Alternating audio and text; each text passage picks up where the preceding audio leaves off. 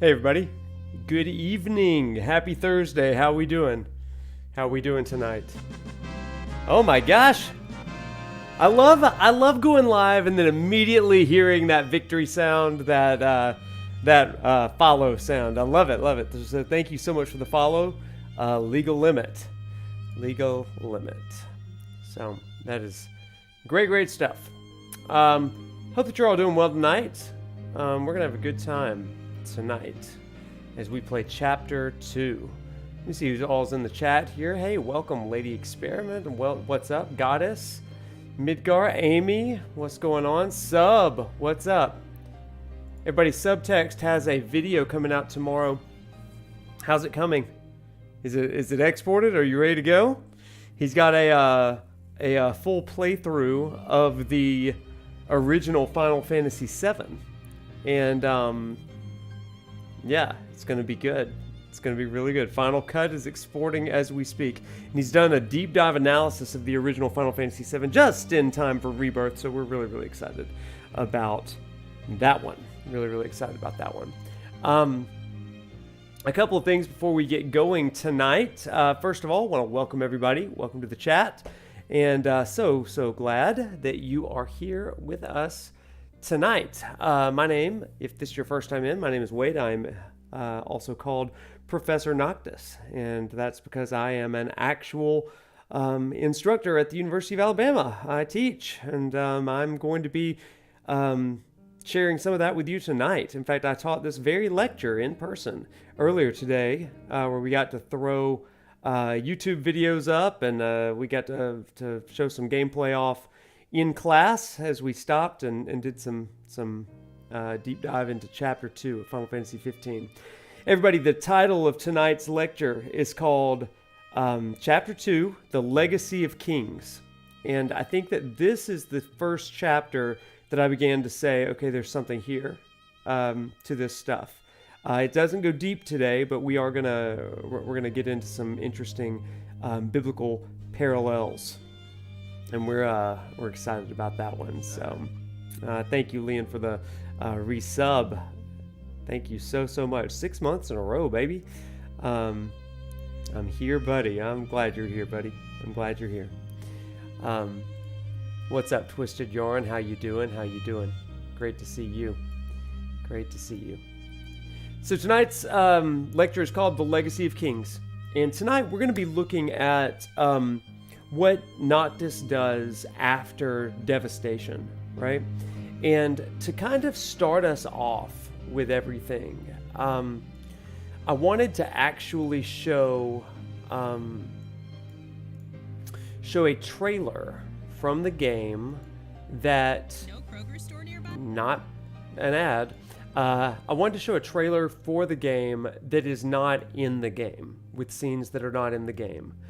And this is how I started class earlier today as well. And so what I want to do with this is we're going to look at this trailer, we're going to analyze it. Sorry if the ads will stop.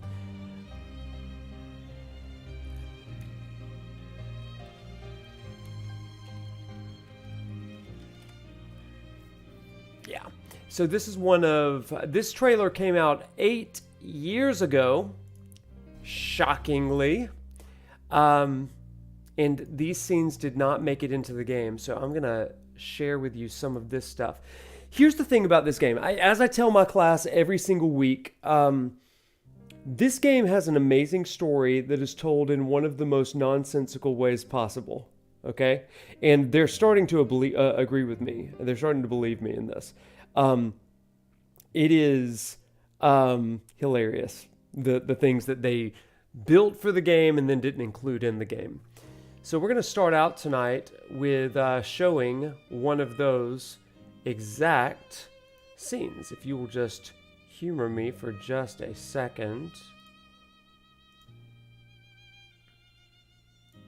Here we go. So this is straight from YouTube, everybody. You can find this over on YouTube, and we're going to be watching the Dawn trailer. We're going to be watching the Dawn trailer in this very professional fashion, as we love to do whenever I try to pull up something from the internet. You would think that I would get better at this, but I just don't. I just don't. You know, I think there's a degree of charm in Novice Noctis, right? So that's what we're gonna do. So this Dawn trailer, everybody, let's just hide that real quick. Ha! Back. This Dawn trailer was released in hype for the game. These scenes are canon. Hilariously. These scenes are canon, but they did not make it into the game. So we are going to show it. And I want us to talk about it because I think it sets the tone. As a reminder, chat, we are only going to be talking about Chapter 2 and the beginning of Chapter 3, so please avoid any spoilers for later in the game because we do have viewers and listeners that have never played this game before that are in my actual class at Bama, so be respectful of them. And with that, let's start the Dawn trailer. Swap over.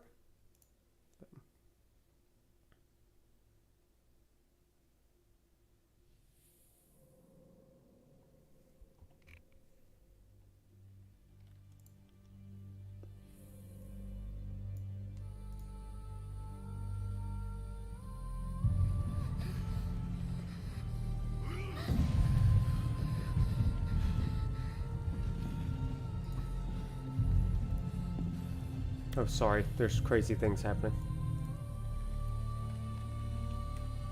Crazy things happening.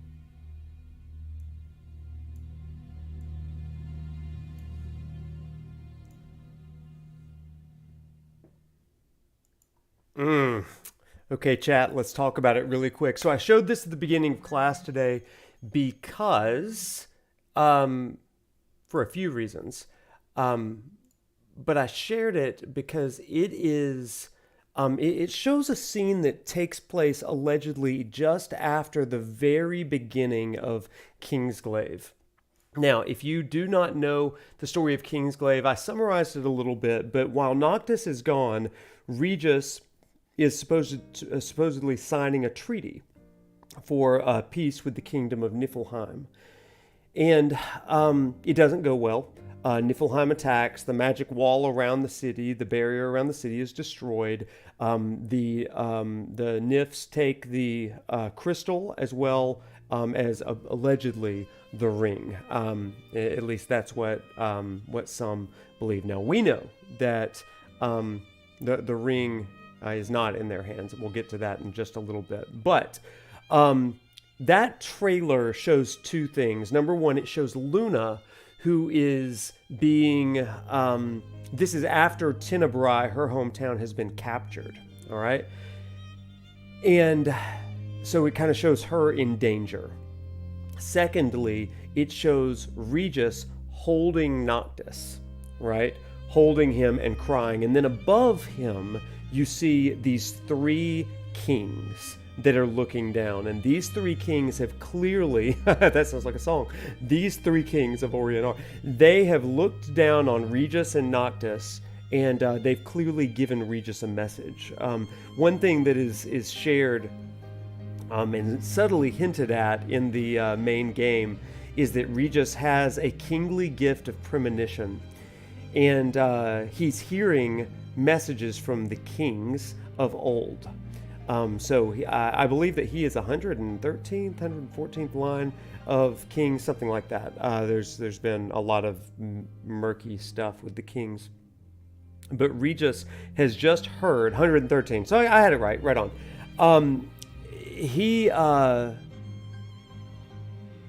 But he is able to listen to these former kings, and this is something that kings are able to do. Yeah, the trailer takes place 15 years before the start of the game. Even though like that's kind of 12 years prior, I think that 12-year thing is meant to be like right after Tenebrae is taken. I think that's why they probably cut it, to be honest. Anyway, a guy named Caligo is pursuing Luna in this. The big thing with this is that Regis has heard something from the kings about the fate of his son, and he is going to be having to pursue the king's wishes, the kings of old. And as we talked about in class today, several of my students had a great point in saying it's as though Regis knew that his kingdom was going to be overtaken and that Noctis was going to have to go this journey alone to reclaim the throne, to reclaim the kingdom, and all that kind of stuff. And I think that they're spot on with that. Regis is mourning what his son is going to have to do. And while the ins and outs of that journey as it goes from chapter 2 on to the end is largely unknown to Regis, perhaps, there is a sense that he's not going to get to go on with him. And we're going to discuss exactly that tonight. In this chapter called The Legacy of Kings, we're talking about how do the former kings inform Noctis? How do the former kings and their journeys, their failures, their successes inform Noctis? And that's exactly what we're going to talk about tonight. Okay? So we're thinking about legacy tonight. If you played Final Fantasy VII with me, we talked about living legacy. Tonight we're talking about those of our ancestors that pour into our present moment and how that informs us. And that's where we go with Noctis tonight. Okay, with that, let's go ahead and get started, chat. You're still in chapter 1 of this game because you've been playing the Junon demo? Yeah, I haven't even touched the Junon demo yet. I'm going to, but not quite yet. So with that, chapter 2 begins.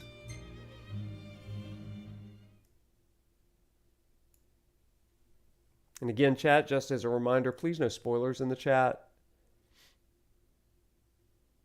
The Luna stuff was taken out for player reasons. Yeah. We will hit another one later that's much more offensive that they took out, I think. I'm like, why did you take that out? But we'll do that a little bit later on. So if you haven't seen Kingsglaive, good news, Luna's alive.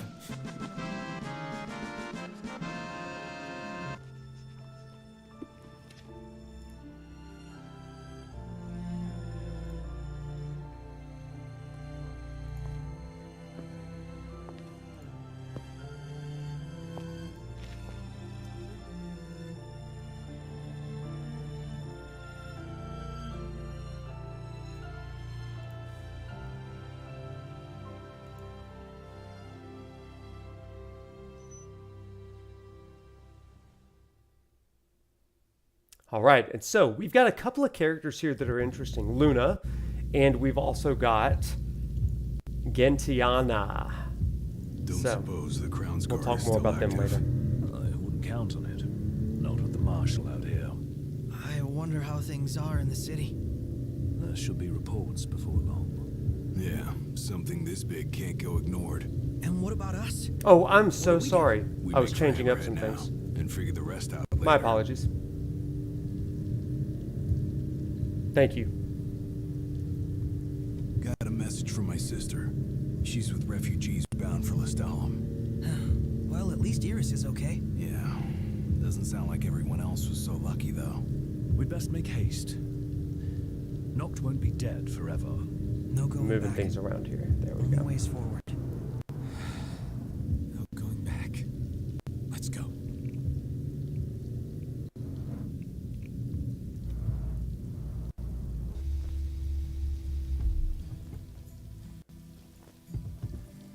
Okay.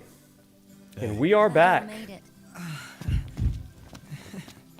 No weather for driving, that's for sure. Oh, thanks. Where's Core? Left to see to business. And left y'all a message with Pawpaw. Yeah? Boss ain't sat still 1 second since he heard y'all were coming. So, friends, last time, just as a recap, we talked about the trials of a king, and we said that trials did two things. Can you remember what we said trials do for a king in the king's ascension story? Bonus points to you if you can name them. Right off the bat, we said they named two things. What are they, chat? I'm going to do some quick shopping while we are stopped. Man, I swear, if they close off any more roads. Well, howdy. What were the two things, chat? It tests their character. It reveals their character. What is the second thing? Bonus points for Lady of the Rings. We're going to buy some Final Fantasy IV music and some Final Fantasy VIII music. Who needs food or sleep, right? What is the second thing? Test the person's heart. That's the first one. That's the first one. What is the second one? We talked about it with... And influences their reputation. All right, there you go. Bonus cred to Twisted Yarn. Very, very good. Yeah, that's exactly it. That's exactly it. It tests their character and reveals what's truly in their heart, and it affects their reputation. Either it goes up or down, right? We talked about this by discussing Dave the Hunter, right? Where Noctis, for the first time, he's outside of the city, and he's collecting dog tags. He's learning what normal, everyday people do because he's never had to do that sort of thing. So, it does that. Now, we are continuing in the mode of the trials for Noctis. He's certainly facing a big trial here. And he's moving on from varmints and collecting dog tags and feeding cats, right? Now we're upping the ante because his current trial is the kingdom is gone. So what happens? What happens to us now? And that's going to be a huge test for him. And so I want you to notice how Noctis reacts to all of this stuff. And with that, let's go into the garage. After we pick one of these things up. A phoenix down. Okay. Crystal and the King's Ring. What they've been after all along. Okay, chat. So, as I did with my class earlier today, this game loves what I like to call the exposition dump. All right? When characters begin to speak, back in the old days, we would read the text, and the text would be cemented in our minds. But now that they're voice acted, we can blaze through very quickly all of this exposition, and it goes in one ear and right out the other. But I've got you, chat. We're going to stop and we're going to dissect some of the things that Sid is saying here. This is really, really important. So, the very first thing that Sid says is, Crystal and the King's Ring, what they've been after all along. So, this is what we call a little bit of expositional backstory. What have they been after all along, chat? The crystal and the King's Ring. I want to make something perfectly clear to you. In the Old Testament for Christians and the Hebrew Bible for Jewish people, there are certain relics that are used to channel the power of the gods. One of those relics is called the Ark of the Covenant. Okay? The Ark of the Covenant is essentially a large box. Let me get full picture here. It's essentially a large box. Okay? And there are some sacred relics inside of it, but they carry this box. It's so sacred and so special. They carry it on bars or beams, sticks, long poles that they are able to walk with it without touching the actual ark. In fact, one time somebody saw that the ark was unsteady and they reached out and grabbed it to try to steady it, and they were killed right on the spot because the holiness of that magic box, right, just tore them up. Okay, and this is on top of this Ark of the Covenant. If you've ever seen Indiana Jones, you've got these two cherubim, these angels, with their wings lifted up, and it kind of is this encasement of the presence of God. Now, this is important because in sacred religious war in the ancient Near East, chat, this is so interesting. Theocratic or religious civilizations would go into battle carrying this thing. Okay, so they've got their armies, but they've also got musicians that are playing music during battle. And then they've got their sacred relic that brings the presence of God. This is so interesting, right? Because this serves as a throne for God, meaning the presence of their warrior God goes with them. Does that make sense, chat? In this game, Final Fantasy 15, I want us to think about the crystal as that sacred relic. I want us to think about that crystal as that sacred relic. And this was the way that Regis, with the power of kings, was able to channel the power of the divine and the power of the kings before him to create a magic barrier, to offer teleportation to the king's glaive and to the crown's guard, two different things there, and to be able to do these kingly sort of things. The crystal is the source of that divine power, channeled through the ring and authorized by the kingly blood within his bones, okay, by the ascension of his stuff. Crystal is ark. I love that. Smithianum. I keep wanting to say Smithquarium, but that's not it. It's Smithianum. Something like that. If I'm saying it wrong, my apologies. So I think that that's a really interesting sort of parallel as we go forward thinking about the crystal, the Ark of the Covenant. Also, one funny little thing in the book of 1 Samuel, the Ark of the Covenant was one time, because they had this warrior god, this powerhouse, the Philistines, one of their on-again, off-again enemies, they snuck into the camp and they stole the Ark of the Covenant and they brought it to their own camp as a way of saying, we now have the presence of God with us. We're going to have the power of the Israelites. We're going to be able to conquer other armies like them. Pretty neat, right? However, within the night, they were stricken because of the presence of this Ark of the Covenant in their camp. They were stricken with a plague of tumors and death. That's what the 1 Samuel tells us. So it gets so bad for them, and they're stricken with tumors and death to the point that they bring the ark back to the people, and they're like, no, that's it. Your God is too much for us. So that's a really, really interesting thing. We'll talk more about that in chapter 13, of course, but just kind of fun stuff there. So think of the crystal as that. Okay, the crystal in the king's ring, what they've been after all along. That's line one. Y'all, we're going to do some work tonight. Let's get into it. So all talk of peace was merely a pretext.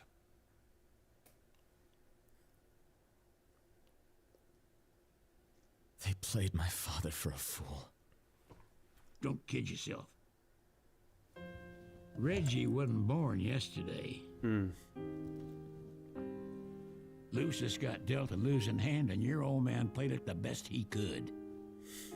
He saw this coming a mile away, and he wasn't gonna go down without a fight. In the end, though, well, it just wasn't enough.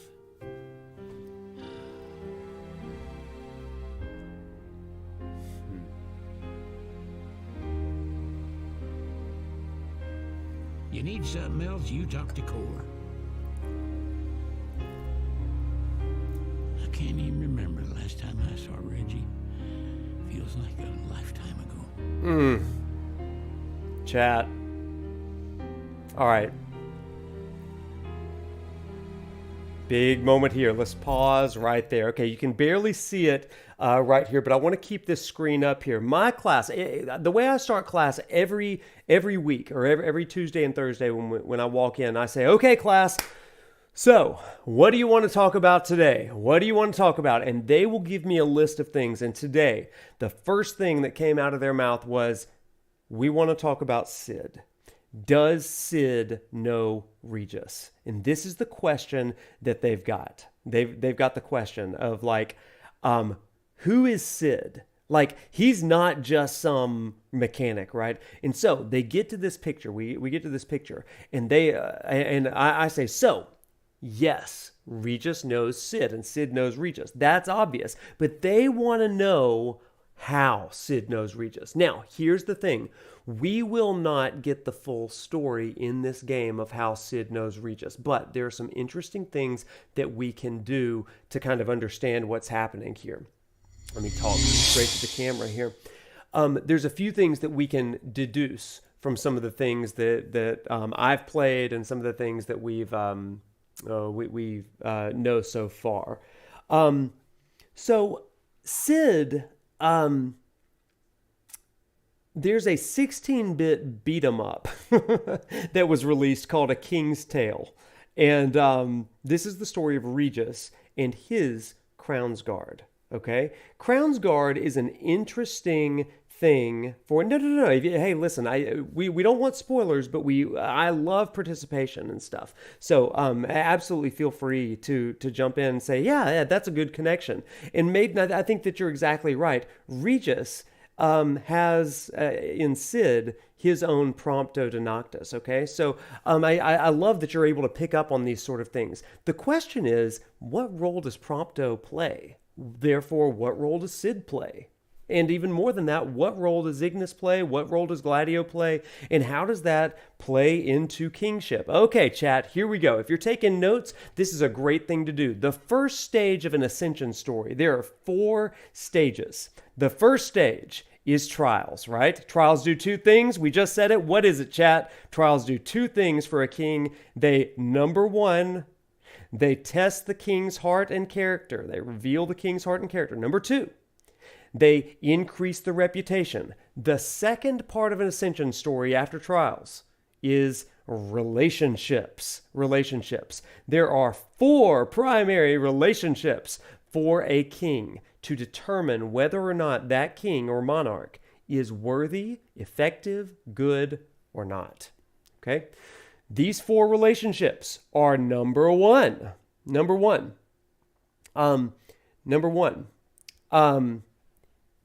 They are prophet. Every king has a prophet. Let me explain this exactly why. Every king has a prophet. You may know or may not know that sacral kingship, that is religious-oriented kingship, comes from Egypt. This is in the form of Pharaoh, where there is a god king, right? Let's get some music behind me. We need some dramatic effect for this, shall we? Let me get some music here. That'll give you a chance to reload your coffee or your, whatever else you need to do out there, okay? So, this will do fine, right? How about a nice safe haven music? That'd be precious, wouldn't it? Okay. Oh, isn't that beautiful? That's lovely. Okay, now, here's where we're going. Every king has 4 relationships, the first of which is a prophet. Sacral kingship comes from Egypt, in which there was a pharaoh. I want you to think of Pharaoh not as a person that's in charge, not a president, not even a judge. The pharaoh is a god, according to Egypt. That's just the way it is. You have in Pharaoh a God king. Want to know something cool, chat? If you're familiar with the book of Moses, the book of Exodus particularly, Moses grows up in the house of Egypt. He's a Hebrew person, but he's essentially adopted by Pharaoh. You can read that story for yourself in Exodus chapter 1 and 2.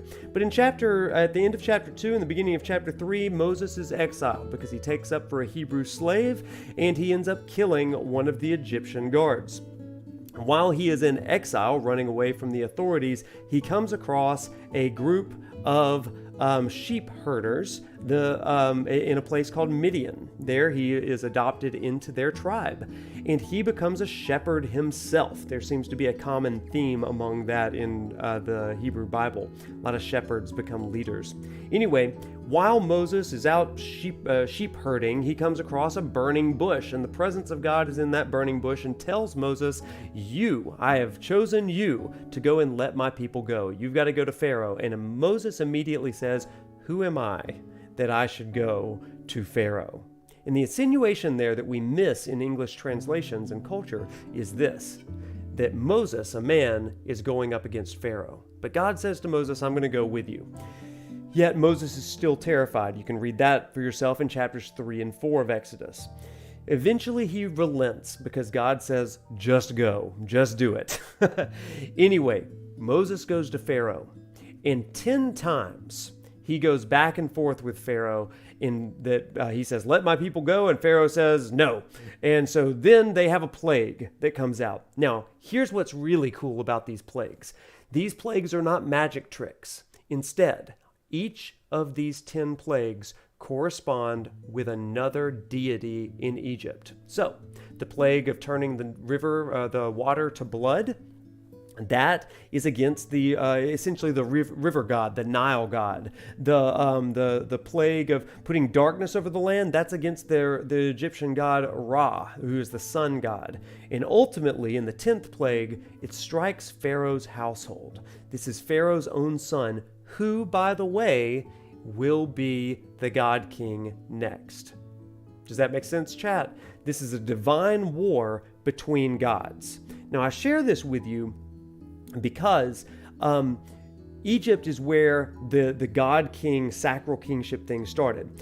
Outside of Egypt, in the region of Mesopotamia, that idea of God King was challenged a little bit. They said, we don't believe in a God King. Instead, we believe in a priest king. The king is not God or the divine, but instead, the king is like a priest, an intercessor between the divine and us. But that's God's chosen person to give us the words. Make sense? That's in Mesopotamia. So then the Israelites come along, and after a long time in the desert, 40 years, they eventually build up leaders among themselves called judges. They don't have kings. They have judges that are going to be essentially their leaders. The judges, they have a cycle. They succeed, they die, and then the people go into rebellion. And then they cry out to God, and then God raises up a new judge. That's the entire story of Judges, times 15, okay? You just lather, rinse, repeat.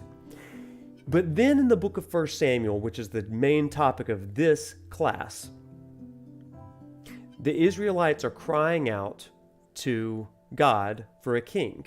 And they go to one of their chief judges, who will also be a priest, who will also become the first prophet, really. His name is Samuel. And they say to Samuel, we want a king. Now, he's reluctant, but eventually God and Samuel relent, and they give him a king. I share all this with you because what started as a God king moved to a priest king, but with the Israelites, we move into the idea of priests and kings, or prophets and kings. Does that make sense? The first relationship of a king is to the prophet, and the prophet does a few specific things, and those in my class know this. Those 3 things are, they interpret the word of God. Number 2, they serve as the king's conscience and counsel. Number 3, they they legitimize the anointing and authority of a king. So, that has a lot of really cool implications that we'll get into in chapter 5 and then in chapter 14 as well. But really cool stuff there. The first relationship of a king is to his prophet. There are three other relationships, and this is what's most pertinent to us right now. Every king has a, number one, a protector. This is usually their general, their right-hand man in the army. King David, for example, had Uriah. King David had Saul had his general. You've got a ton of these like mighty warriors that kings would have, and typically it is their army people. Number two, they're going to have a tactician or an advisor. All right. Somebody that's going to give them advice on what to do. And then finally, they're going to have a trusted friend. For King David, these three people are, number one, Uriah, who is one of his mighty men. You could also say that some of his generals, you could also say that there's an entire chapter in Chronicles that talks about, quote, David's 30 mighty men. And he's got a ton of these guys. They're his protectors, his shields. Number two, David has a wife named Michal, Michel. She gives him advice, tactical things as they go through life together. And then finally, David has his trusted friend. His name is Jonathan. Jonathan is his best friend. In fact, when Jonathan eventually dies at the end of 1 Samuel, and the end of the beginning of 2 Samuel, David says, "Oh, Jonathan, my love for you was greater than that of women," which is pretty strong, right? And David essentially saying our friendship was we have entrusted ourselves to one another. Now, if you notice the three guys, Gladio, Ignis, Prompto, they cover that, don't they? This is what makes a good king. A king does not rule in isolation. A king must have checks and balances. That's what the Israelites said. They said a king has to have checks and balances. That's why you need a prophet. That's why you need people like this. Does that make sense, everybody? That's really, really key. So with that, let's go back to our picture here. And in the picture, you're able to see Sid. You're able to see Regis. I'm going to kind of bring my marker or my cursor right here. Over here on the left, we've got we've got Regis drinking a cup of coffee.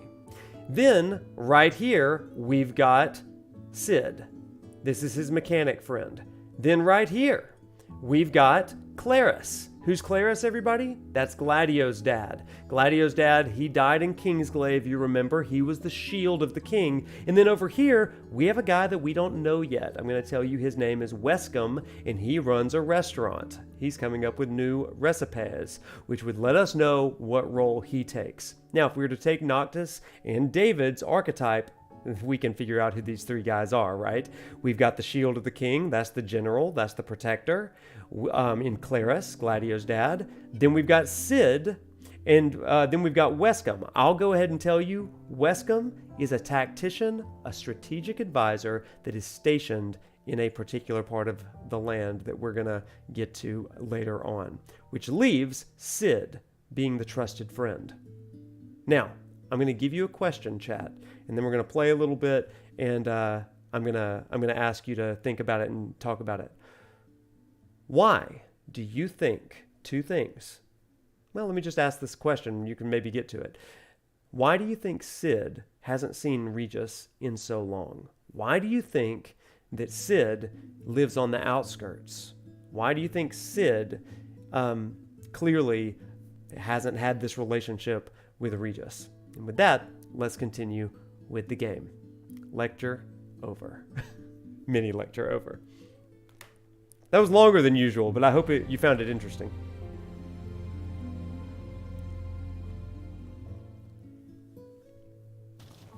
Oh, let's turn off that beautiful music.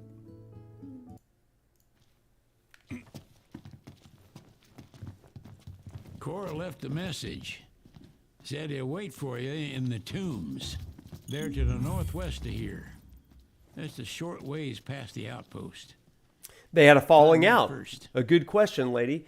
Why do you think they might have had a falling out? Now, I'll go ahead and tell you there was a disagreement that led to a, quote, falling out, even though they still cared for one another as trusted friends. we don't find that out until much later in the game.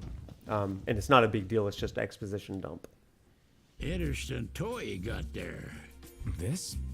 It's just something we picked up after taking out some Imperials. Just something we picked Well, up. I'll be Crown City made.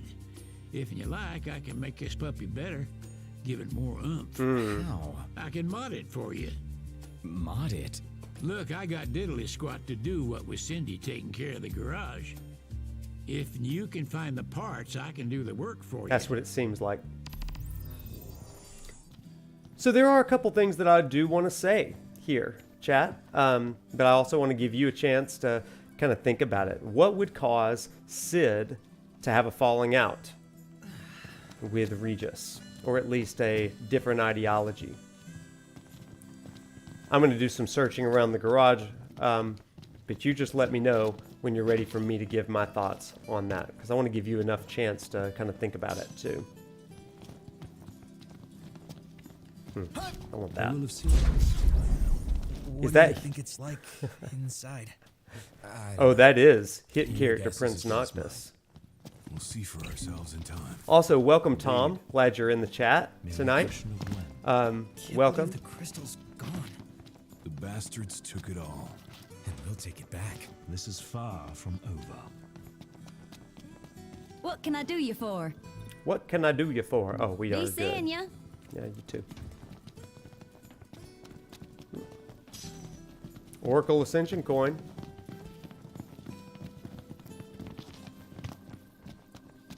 Be seeing ya. Noctis of Tekken 7 fame. Yeah, so I will actually just go ahead and give you my thoughts on this. So if you noticed, Sid has this country accent, right? Now, my question would be, why does he have this country accent? Why is he living outside the capital city?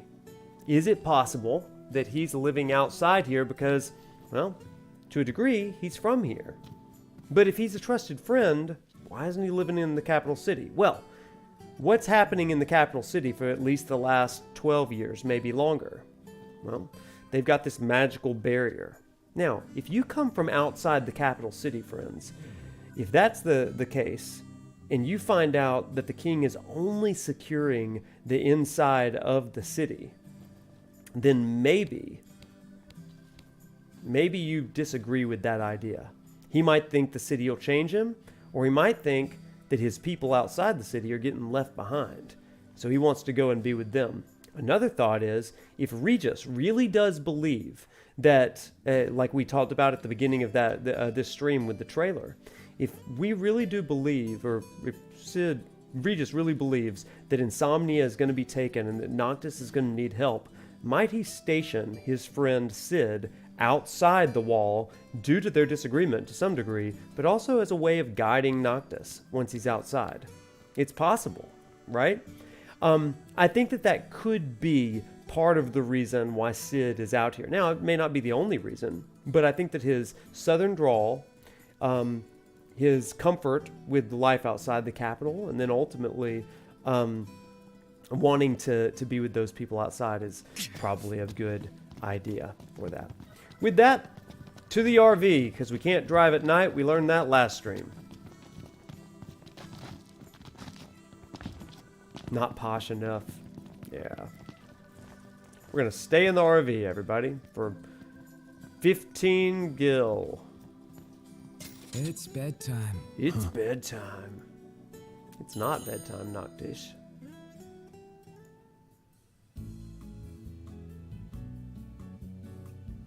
Could you run over demons? No, actually. They will stop you. Look at that rusty stove.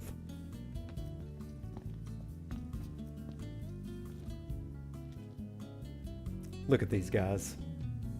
Ignis figuring out the stove.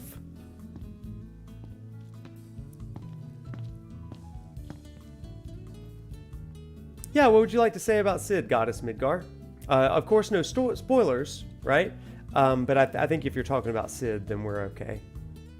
I mean, you could, but you would get destroyed by the demons, yeah.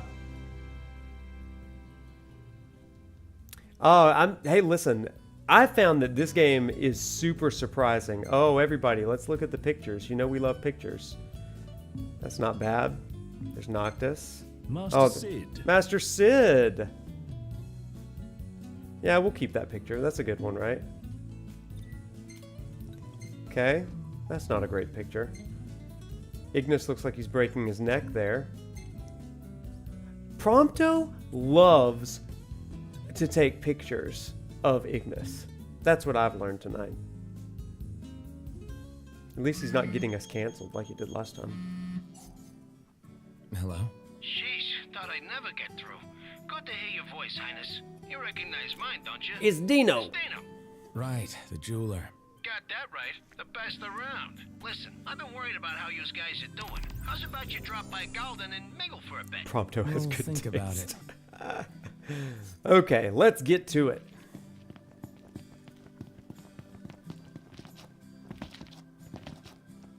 Boing, boing. Oh, why am I walking when we have a car? Ah, so dumb. Get in that car. All right, why don't we... What's he doing? Oh, he's just going to upgrade our weapons. That's fine. We don't need that.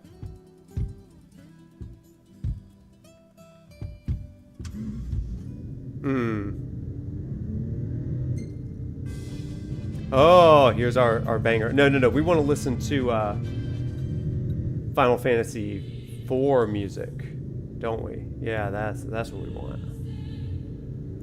I'm sorry. I was having to change the size. There we go. Oh, this is good Final Fantasy VIII music, you guys.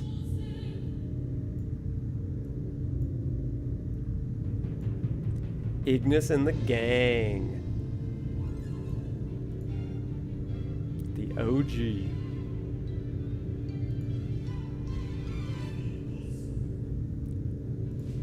This is epic music here. I love it. It's good driving music. Look at that guy broken down on the side of the road. Guess we're not helping him. Not today, friends. Not today. We got lots to do. Oh, there's some monsters. 4 was one of the first games you ever beat. Ah, that's a great one. Great game. 8 does have baller music. I freaking love 8. Look at these guys. They're just having a great bachelor party thus far. I mean, everybody's dead, but they're having a great time. So...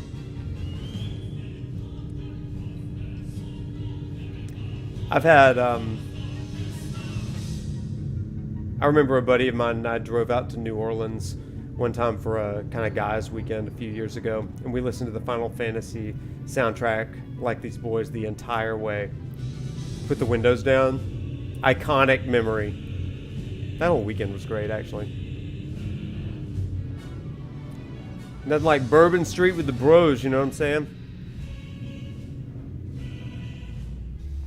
Yeah, Latin has gotten better since Final Fantasy 8. Okay, everybody, let's keep it up. This must be the outpost Sid mentioned. It looks like a hub for hunters. Maybe they know something. A hunter hub. Shall we shop? What are you after this time? What are you after? Broadsword. Javelin Avengers. That's better than what I currently have, everybody. So the broadsword's pretty strong. But I also have a Ragnarok, so we're not going to deal with that. Is that better than... That is better. So we're going to buy one of those for Gladdy Daddy. Let's see, we're going to buy... Javelin's weak, we don't need that. Yeah. Daggers. Oh, I don't know why I did that. The Genji blade is better. Dang it. Foolish. Handgun. We can buy the Cockatoo here. No, yeah, that's better. Okay. Numbers are hard, friends. I'll see you later. Okay, that's great. Okay, let's see. Hey, Goddess, you've just shared something. This is cool. According to the official works, it was the Crown's view on refugees that caused the rift between them. Regis apparently reached out to Cid when Noct began his journey. Boom! That's right. So confirmed in the thing. So the idea on refugees that caused the rift. Yeah. And so part of that has to do with those coming into the city and how Regis is going to use them as part of the Kingsglaive. Another part of that is outsiders can be a part of the nation, but they do have to live outside the crown city. So the refugees kind of hit in two different ways. Now that's really, really great, Goddess. Thank you for that. That was really, really good.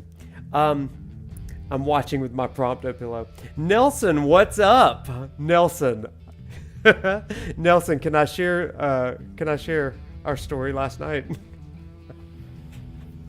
Would you mind? It was so good. Okay, so everybody, chat. Last night, I'm at the Kingsglaive movie in about an hour north of Tuscaloosa of campus, and celebrating all things Final Fantasy VII. And at the end of the movie, you guys, at the end of the movie, credits are starting to roll, and I just hear someone in the theater say, that was good, but I think I like Kingsglaive better. And I said, retweet. And I looked around, and I caught the eyes of the person that said it, and was like, yeah, Final Fantasy 15 all the way. And it turns out it was our friend Nelson, who is a former student of mine. He was in the Final Fantasy 15 class. So, absolutely love it. I was like, you are my living legacy. It was amazing. It was amazing. I love Advent Children, don't get me wrong. But Kingsglaive is so freaking good. Advent Children is a trip. Yeah, it is. It is.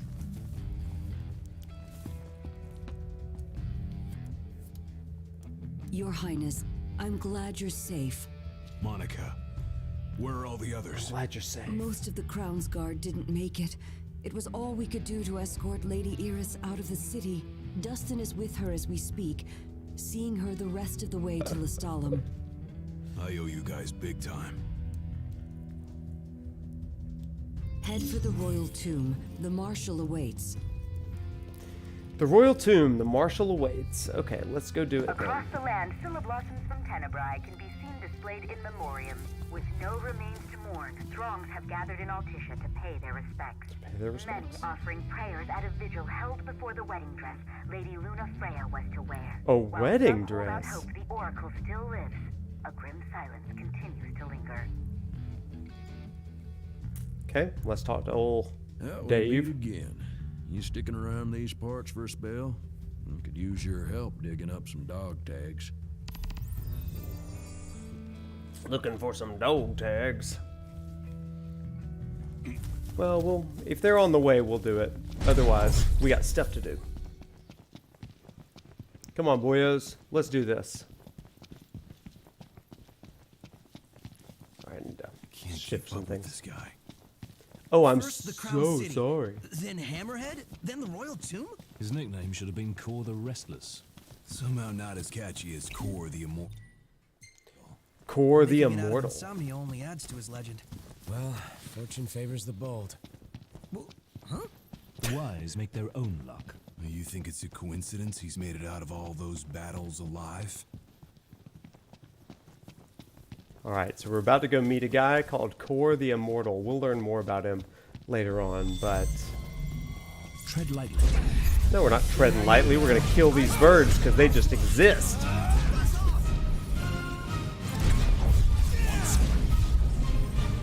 Let's be done with this riffraff. You coward, come back.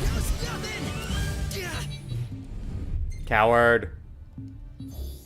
Do not return to rest point. I bet he ain't even mortal. Here. Indeed. Bet not, Kuya. Drew him to the royal tomb.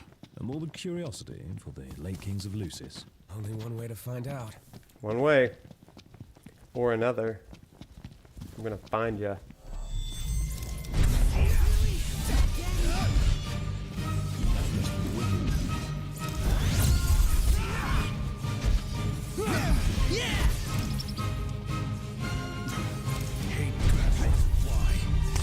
Got him. Oh, that was great. This game made you buy cup noodle? Relatable, really. Relatable. Oh, that's the wrong way. Alright, come on, boys. Heads up. 7-Up. Did anybody play Heads Up 7-Up when you were younger? I feel like that was an iconic game for the classroom.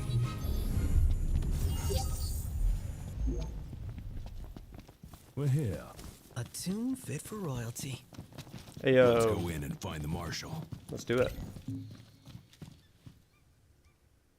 Oh yeah, Heads Up 7-Up, everybody. Marshal. Here he is, Core the Immortal. Your Highness. Yeah. Wanna tell me what I'm here for? The power of kings passed from the old to the new through the bonding of souls. One such soul lies before you. To claim your forebear's power is your birthright and duty as king. My duty as king of what? Now is not the time to question your calling. A king is sworn to protect his people. And yet he chose to protect only one prince. Was that his calling? Forsake the masses to spare his own son? How long will you remain the protected? The king entrusted the role of protector to you. Entrusted it to me? Then why didn't he tell me that? Why did he stand there smiling as I left? Why? Why did you lie to me?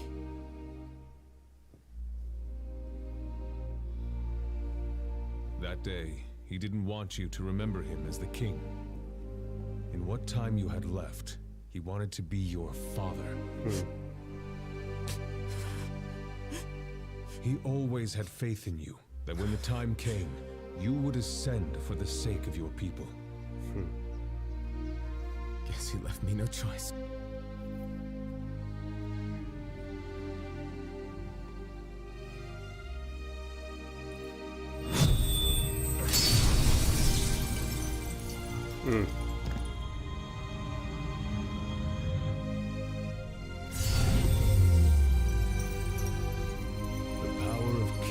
Goes with you, Your Majesty.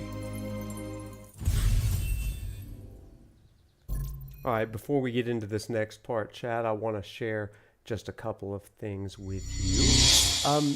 So in class earlier today, we talked a little bit about this particular scene and what's happening here. That Noctis is going to these tombs at Core's request, and he's receiving the validation or the authority of the kings of the past, where they succeeded and failed. And we talked about how his absorption of these royal arms into his chest is essentially an assimilation, an integration of their knowledge into his own heart.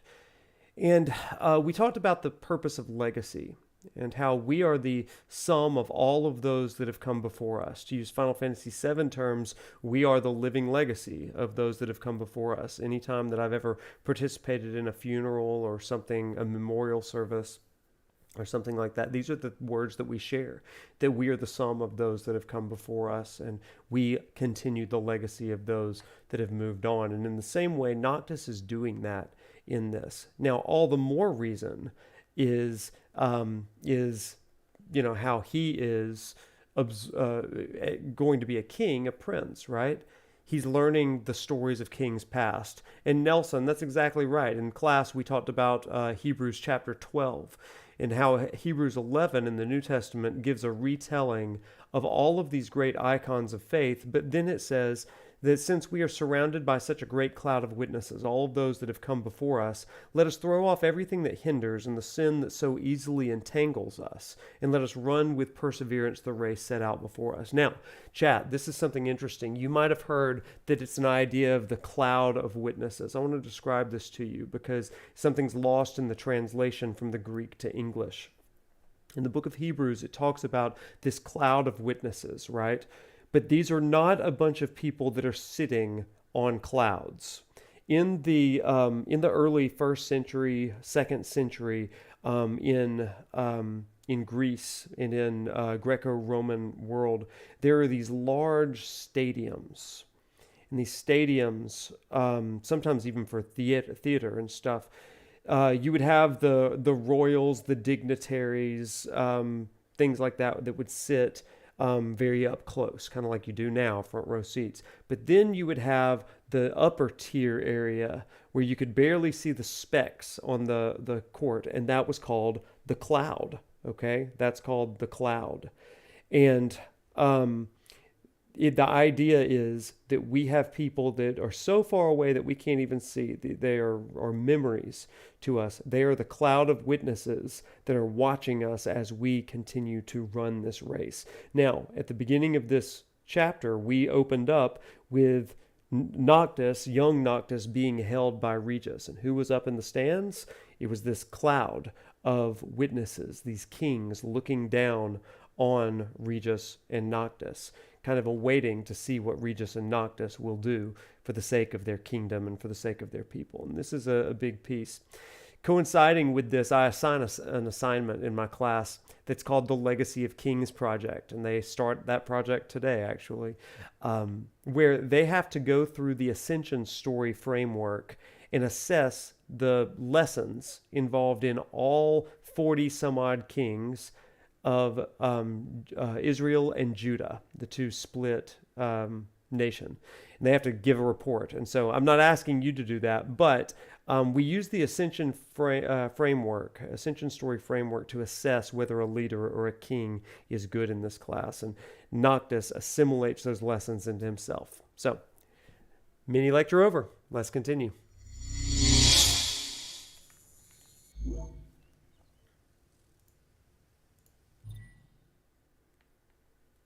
Oh, okay, and yes, but now we have royal arms. Okay, yeah, there we go. Oh, let's talk to old Core here. That's not the only power your forebears left you. Your journey's just begun. Another tomb lies close by. I suggest you head there next. There are tombs scattered across the land. All are on dangerous ground. I'll go with you, for the time being. I'm trying to get out of here. Not only to help, but to get a... So, just how many of these powers are out there? There are 13 known royal arms, each enshrined in a royal tomb, though we know the location. I've enlisted the help of the hunters. They roam the land in search of the lost tombs. All right. Where's the one nearby you mentioned? Keep the trick. Yeah, that's right. That's exactly right, Smith. Deep inside the tunnels. That's what I call teamwork. Run him. All right, boys, to the tomb. So, gameplay-wise, that's kind of fun because Core gives us a proof of concept. You go to the tomb, you collect the power, you move on. And typically those powers, by the way, give us the ability to equip them. And it gives us some degree of a stat boost. So we're just going to use it even though it drains our HP. Is Core the prophet character? That's a great question. A great way of thinking about it. In some ways, he is a mentor, a prophet. He doesn't necessarily legitimize Noctis' kingship, but he does help him on it. And so you could see that as a validation of kingship by giving that. So there could be some of that. We haven't seen how he might interpret the will of God for him, but he certainly serves as his conscience. So yeah, an argument could be made. This shouldn't require much strategy. There you go, Gladio. Gladio. That wasn't so hard. It takes two to make a thing go right. Well, no one hit them. Let's just wait for it, Amy. I think that'd be a good idea. We can start thinking about it. But,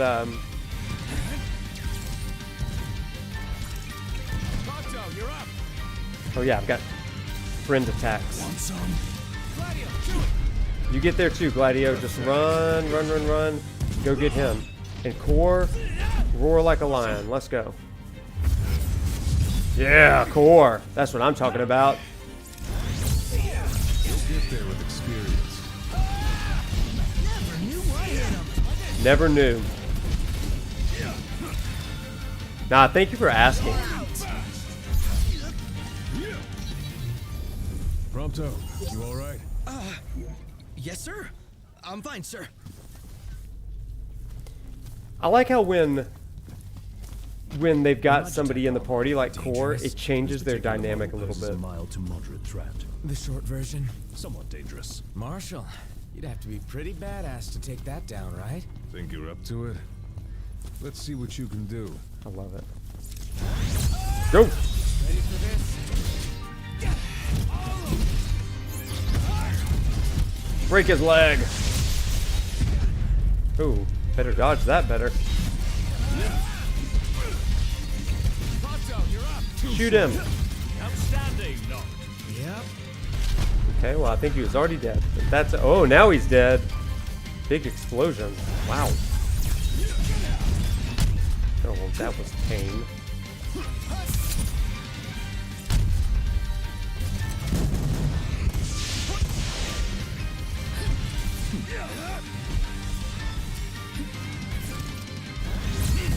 Oh, don't hit that. Oh. Come on, Core. We did it. Well, and then everybody exploded. Still got an Wow. edge at any rate. That was a little bit of pain. But we did it, kind of. Oh, here's something interesting.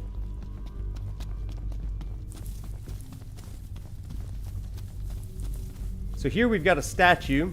Oh, excuse me. Oh, I guess we can't look, we can't get too close. Anyway, there's a statue, everybody. We can't really get close. It glitches me back. Yep. Okay, well, bye. Anyway, that's the Founder King. His name is Somnus for insomnia. The town was named after him. Oh, you have to customarily jump before you pick things up. Oh, can't jump the creek. The Prince of Pain. Here's where we go our separate ways. You Take literally this were key. with us for 5 It unlocks seconds. the doors to the other tombs. Seek them out and lay claim to the power they hold. You'll need it.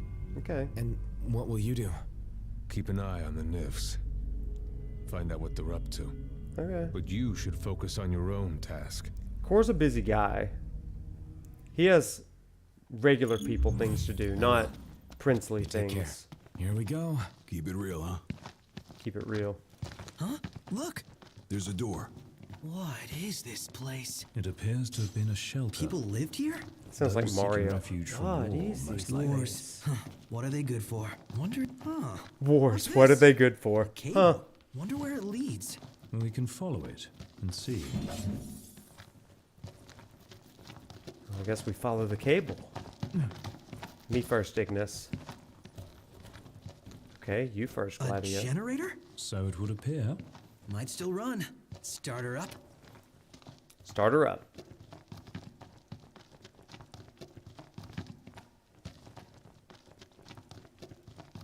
Oh, we should start her up. I totally didn't do that. Whoops. Okay, sorry everybody. Now we really are lost. Secret tunnel, secret tunnel. Who's that? My bad. Kick the can. You are killing me here, big guy. killing are you me trying here. to give me a heart attack or something? Oh wait, that was it. That was it. No, it wasn't. Yes, it was. We're having Say it a works. we're having a time right now, aren't we? Oh man, I do love me some light. Don't we? And away we go.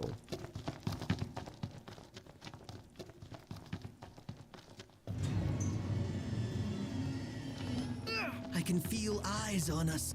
The second we turn our backs, bam! Quit being a wuss. Quit being a wuss. Without hitting the generator? Oh, that's hard mode. FYI, we are. Don't bother, Noct. It won't open. Thanks, guys. Hello? Anybody home? I'm coming. Giving up the chase? I personally don't mind either way. Give it up then. I'm not giving up. Gosh. Y'all need to back off.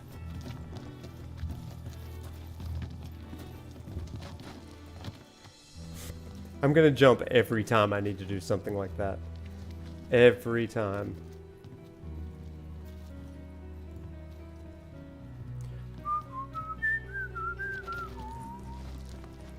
I do love this dungeon music. I love all the music in this game. No, the ice cave is the worst. No, I take that back. Castle Mark is the worst. Nice. Another one. Oh, we got goblins.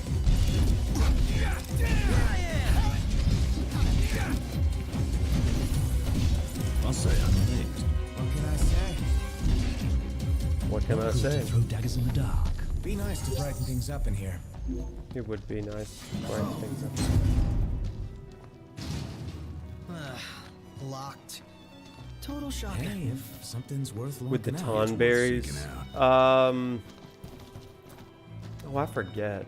That's not Castle Mark, is it? I forget. Yeah, man, the music is just so stinking good. An elixir, we love that. Wait, Oh, hear magic. that? What is it, Prompto? Showers. This is like a horror game. That's weird. I think it is outside of Castle Mark.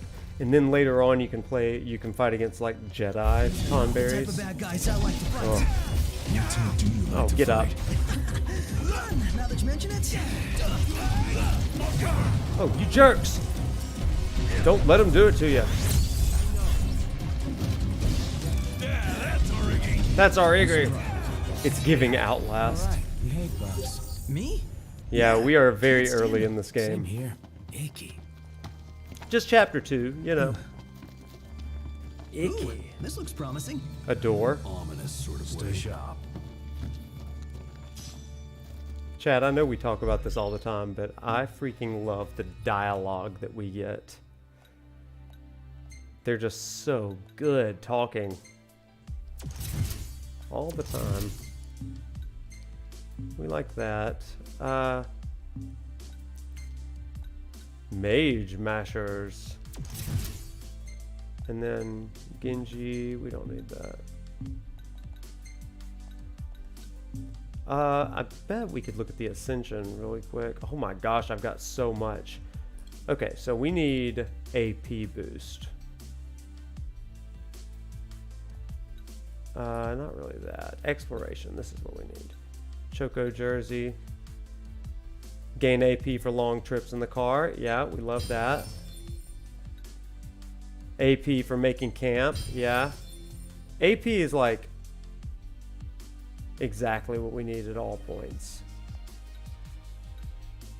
Gain AP for catching a fish. Take photos in battle. We don't really need that.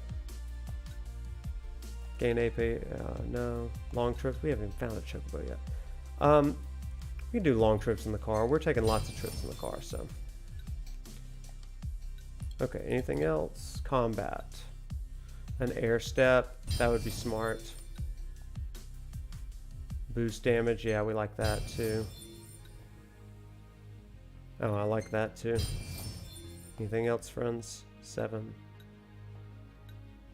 seconds till the end here. No. Skills. Oh, we don't need any skills. No. Elemency. No, we're not gonna do that either. No. Okay, we're back. Arachnophobia mode. Oh, is that right? I didn't know. I haven't seen games doing that. Interesting.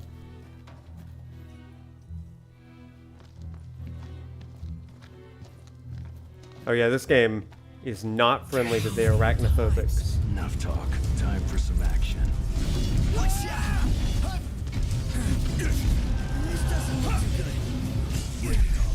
You thought? Ignis! Of course. Ignis! Come on, Gladio!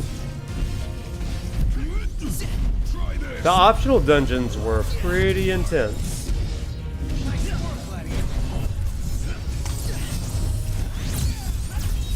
Oh man, we destroyed that guy! It's over. We are so good. Oh yeah. Oh yeah. Crestholm was pretty rough. I remember Crestholm. Kikatrick, yeah. Castlemark, I just remember getting lost all the freaking time. That's weird. The hell? What?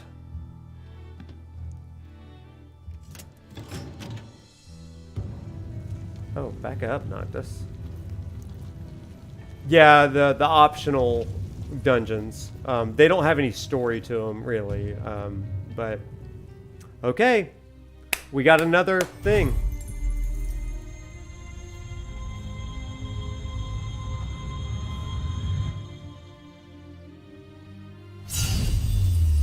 Stylef Grove, okay.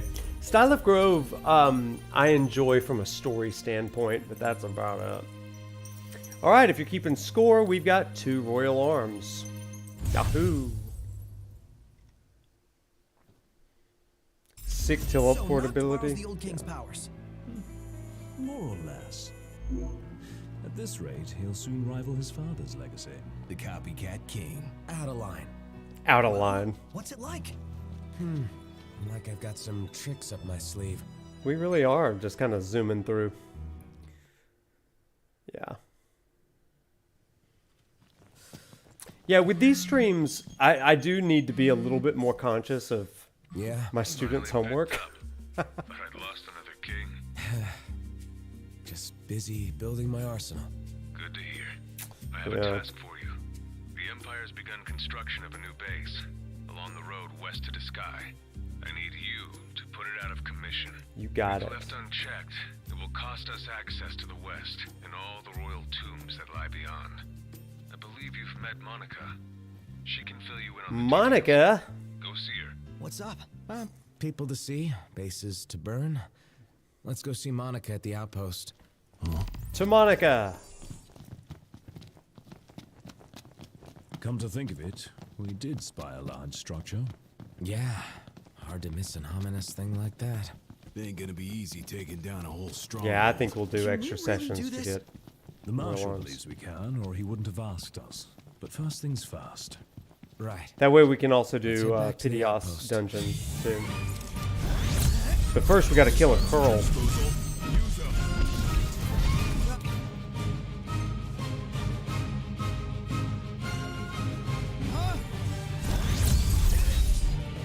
Okay, successive strikes. Let's go.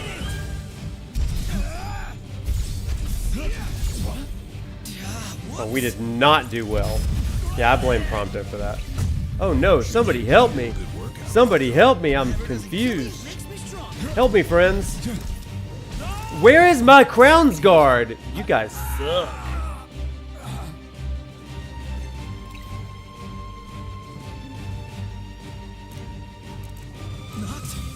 No, no! Oh, I couldn't find the right button.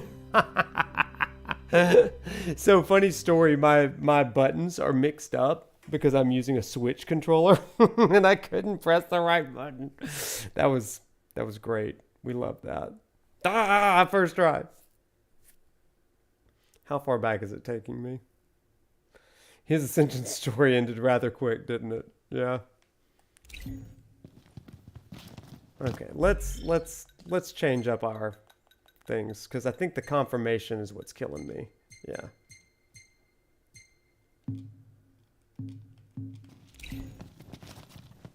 No, that is still wrong. No. No, that's right. Keybinds? No, that's all. See, it's so confusing. This game I think I got a pebble in my shoe. is brutal for me. Yeah. Ah, there it is. Now we use that button to do it. Okay.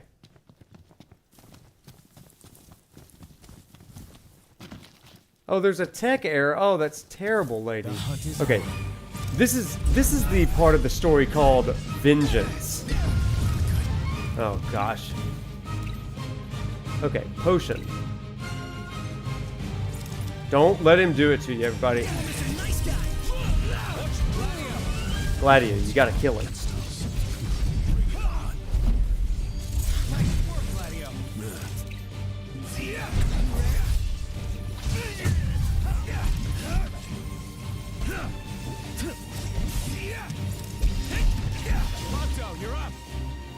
Are you? Oh, hi there, opening.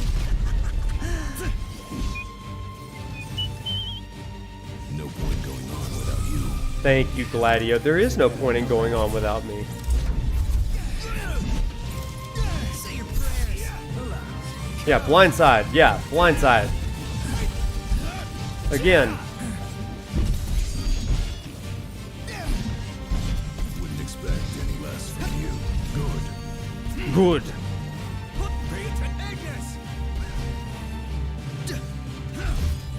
Hi there, opening.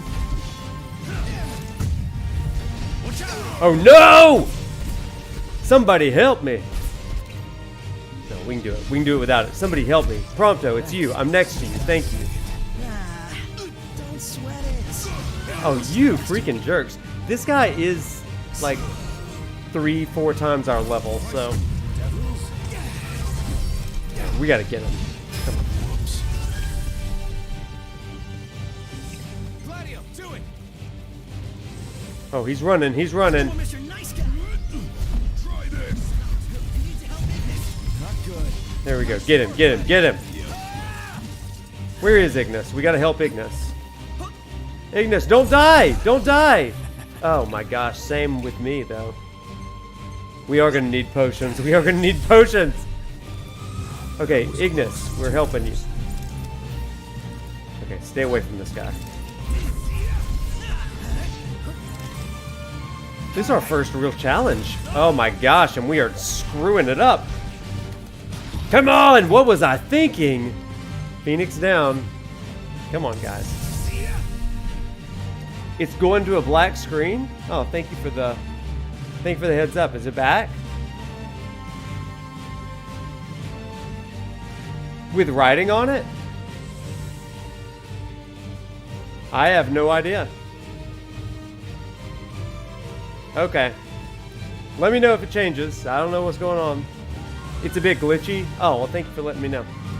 Let's see if we can fix that. It happens every now and then. Yeah, y'all feel free to let me know that sort of thing. Bop, bop, bop. There's that. See if we can fix a few things.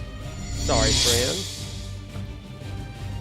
It seems fine right now, but that means nothing. Yeah, it's probably the camera app. I'll have to dig into that a little bit and see what's going on. All right, let's continue.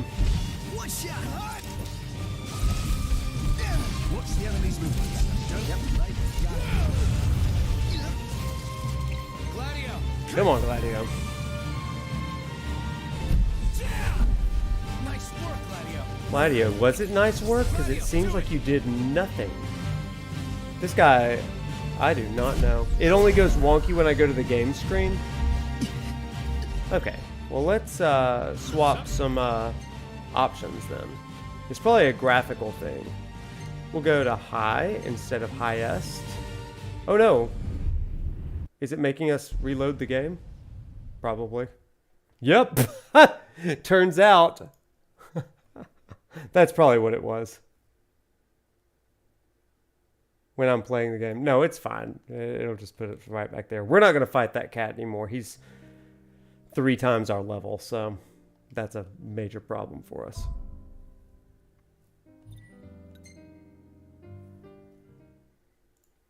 Okay, this should be fine now.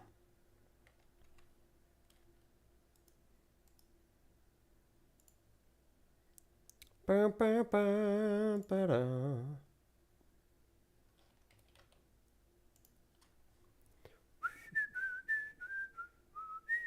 Yeah, the game's like, no, this is not what you wanted. Okay.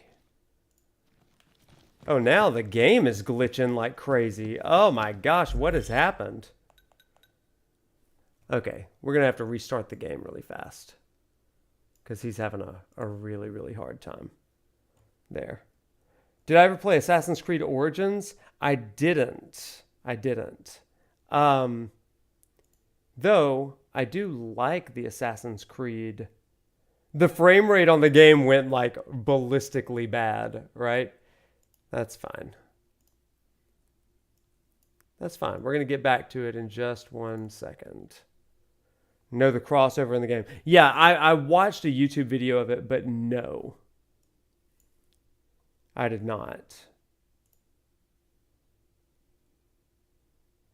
We're doing chapter 2, and we're doing one other side quest in the game. Yeah. In chapter 3.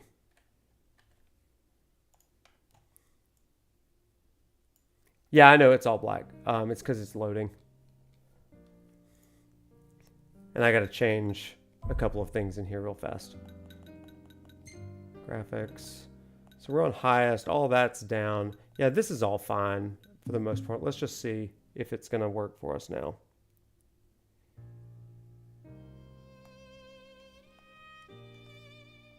Load. Declaration of war, and off we go again. We're going to try it. We'll decide how this helps his reputation. Isn't that the truth? Right? Okay. Back to it.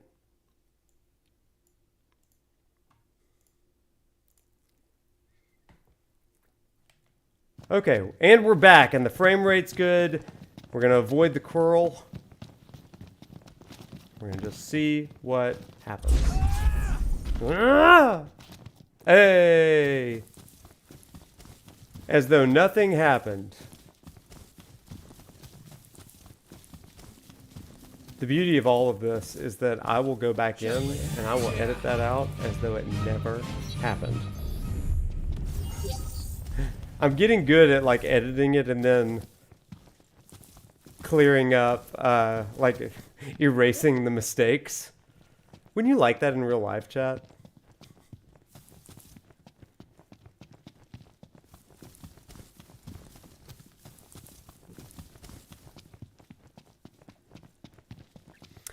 To be honest though, like I know that some people are like diehards with PC gaming.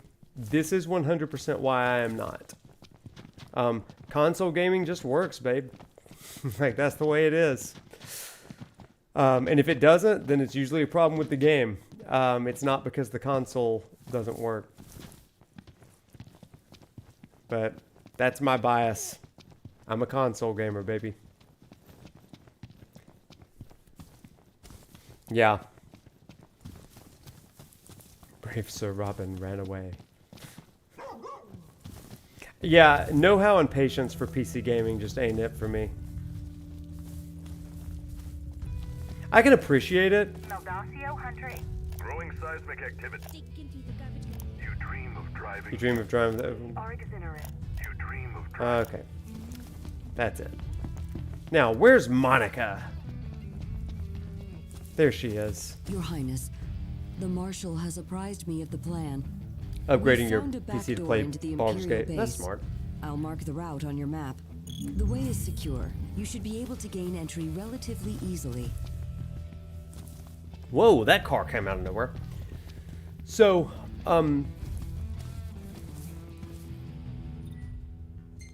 this next place that we are going to, this is actually where the game started.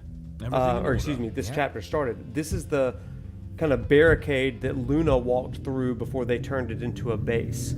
So she is on the other side. Yeah, I know it's lagging and glitching. Hey, I don't Nut. really know what's going on with I'm it. pretty beat. Can we call it a night? No, we can't. Who is this Monica person? A servant of the Crown's Guard. 1 second, we're gonna change it She's one of my to. father's best, along with Dustin. There we go. who's We're gonna guarding just my try this sister. for a little bit. See what happens. Okay. Good to know we still have people we can count on outside. Sorry, the I had city. to change up. There we go. You just had to sit with me through that. Sorry. Can you give some criticism of me or of the game? It's fine either way. I'm just ready to brace myself. Should be a nice change of pace.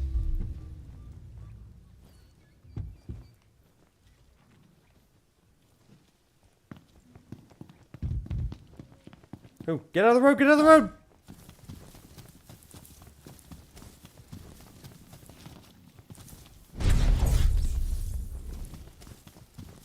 Y'all want to kill some giraffes? Nah. We'll be nice.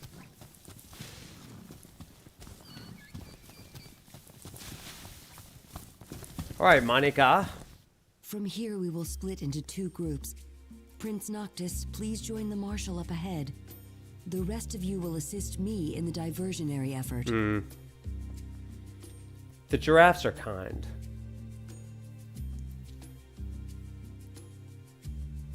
Okay, let's proceed. I'll see you guys later. You go give them hell. We'll do the same on our end.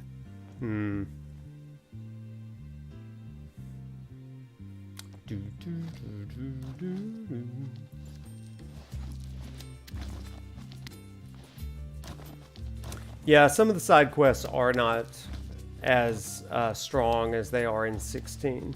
I will say some of them are. Like the Behemoth quest, I love, but Once we're in, we launch our ambush, pushing out while support pushes in, crushing the enemy from both sides. Core decided to crush that wall from both sides. The frog lady. You don't like Gladio's girlfriend?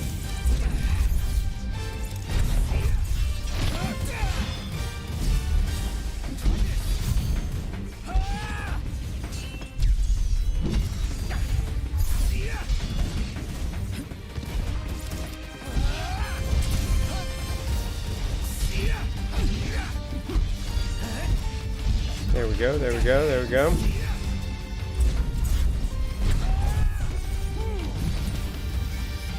Oh, got him. Nice job, Core. I love this song.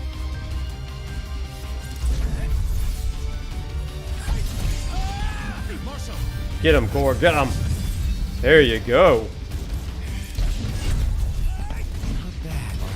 You'll get there with experience. You'll get there with experience. Frogs are difficult, though. It's a little easier with Core around. Don't get used to it. I'll be gone Above us! Got it! I'll be gone before you know it.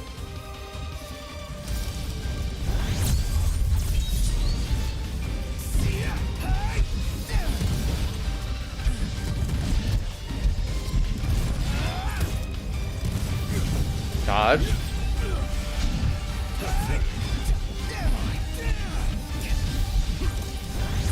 I know he wasn't calling me pathetic.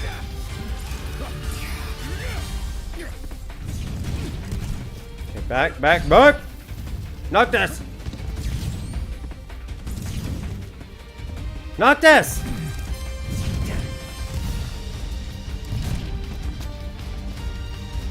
Brace yourself. There we go. Freaking snipers, man. Freaking snipers. As much as I do love this game, the combat in 16, I'm like very jealous of it right now. Will the others be alright on their own? Worrying will only compromise your focus. Yeah. Worry will only compromise your focus. Life lessons with Core. Life lessons.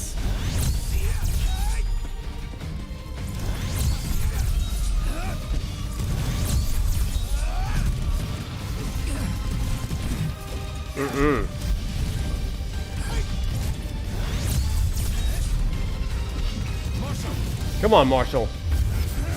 Life lessons on the ground floor. That's right. You'll get there with experience. You'll get there with experience too, Core. If you keep saying that to me, that'll be your experience, alright? No, you don't. No, you don't!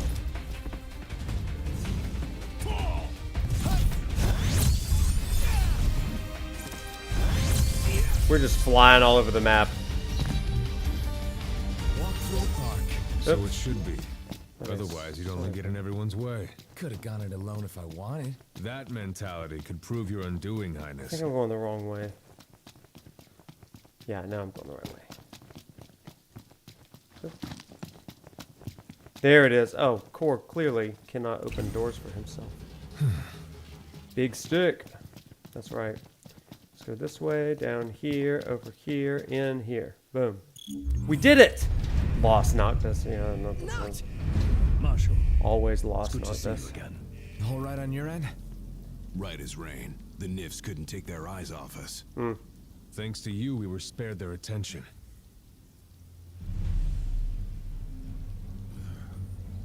Stay right where you are.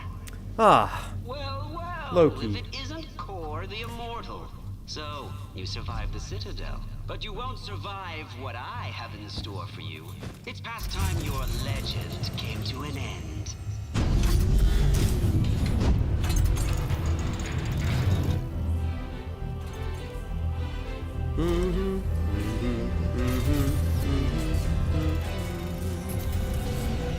Boing. Boop. It's a Gundam! Yep. Time to go. Got the gang back together. Defeat Loki and his Max Curus. Oh, ow, that was painful. Oh, still painful. We should have gotten potions, you guys. This song, Nvidia, is a great song, isn't it? Smith, you sound like you have played 15 a good deal.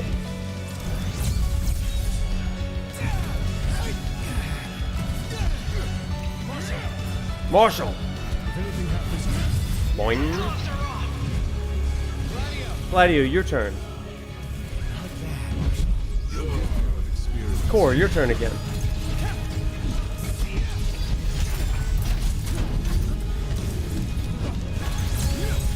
Let's get these snipers.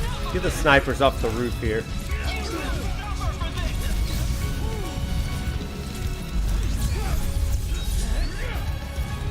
Okay, hang for a second, and then snipers. And hang for a second. Bam, got him. Well, somebody help Prompto. I'm not the only one that can cure him.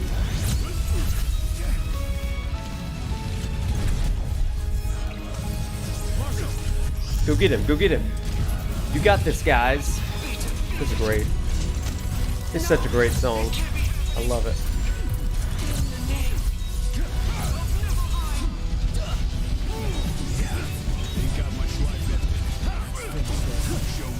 Oh yeah!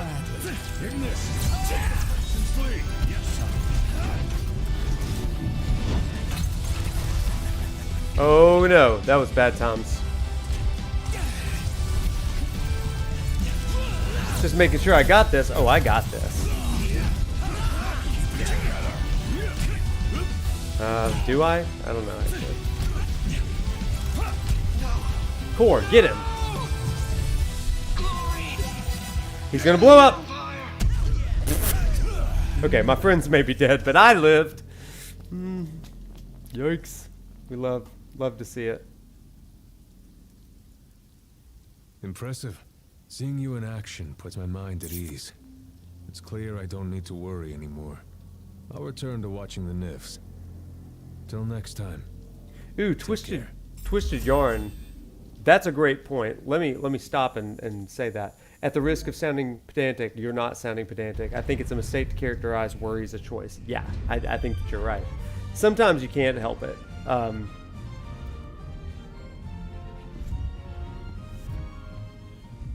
When to entertain it in building up a skill or of compartmentalizing it. Yeah, great point. Ain't so bad out here once you get used to it. Still a lot we haven't seen, though. And a lot for us to do. Yeah. Buck up. We're just getting started. Buck up. Now go stock up on potions. Well, we will. All right, this next scene, this is the end of the chapter, but... Oh, look. Now we can go fight that cat. This is the end of the chapter, but we're going to do one side quest as we close out, just because it's pertinent to our story. There's Monica. Chat, what pictures do we want? Noctis awkwardly standing, holding nothing with his hand. That's a good one. Core, giving us a glamour shot pose. That looks great. core with lens flare, because ProfNoctis not very good at this. You're right, Nelson. Ooh. Spooky, scary. That is intense lens flare. There's Ignis laughing, because ProfNoctis cannot resist taking a picture of Ignis. Look at Noctis just like chilling in the back seat. I'm glad that ProfNoctis took a picture of our enemy getting out of the thing. Okay, well, glad he's having an existential crisis. Yeah, he is. Oh, another great, nice kill shot of that was a kill shot of the spider, wasn't it? Yeah, we're gonna keep that one, just for the memories. Oh, chat. There we go. Not just getting electrocuted, and then sadly walking away. Just need to find a suitable, funny picture. Okay, let's keep going. We kept a few good picks.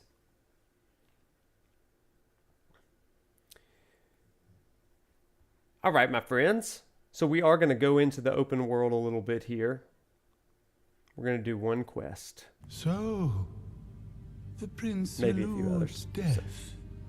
And what of the elusive ring?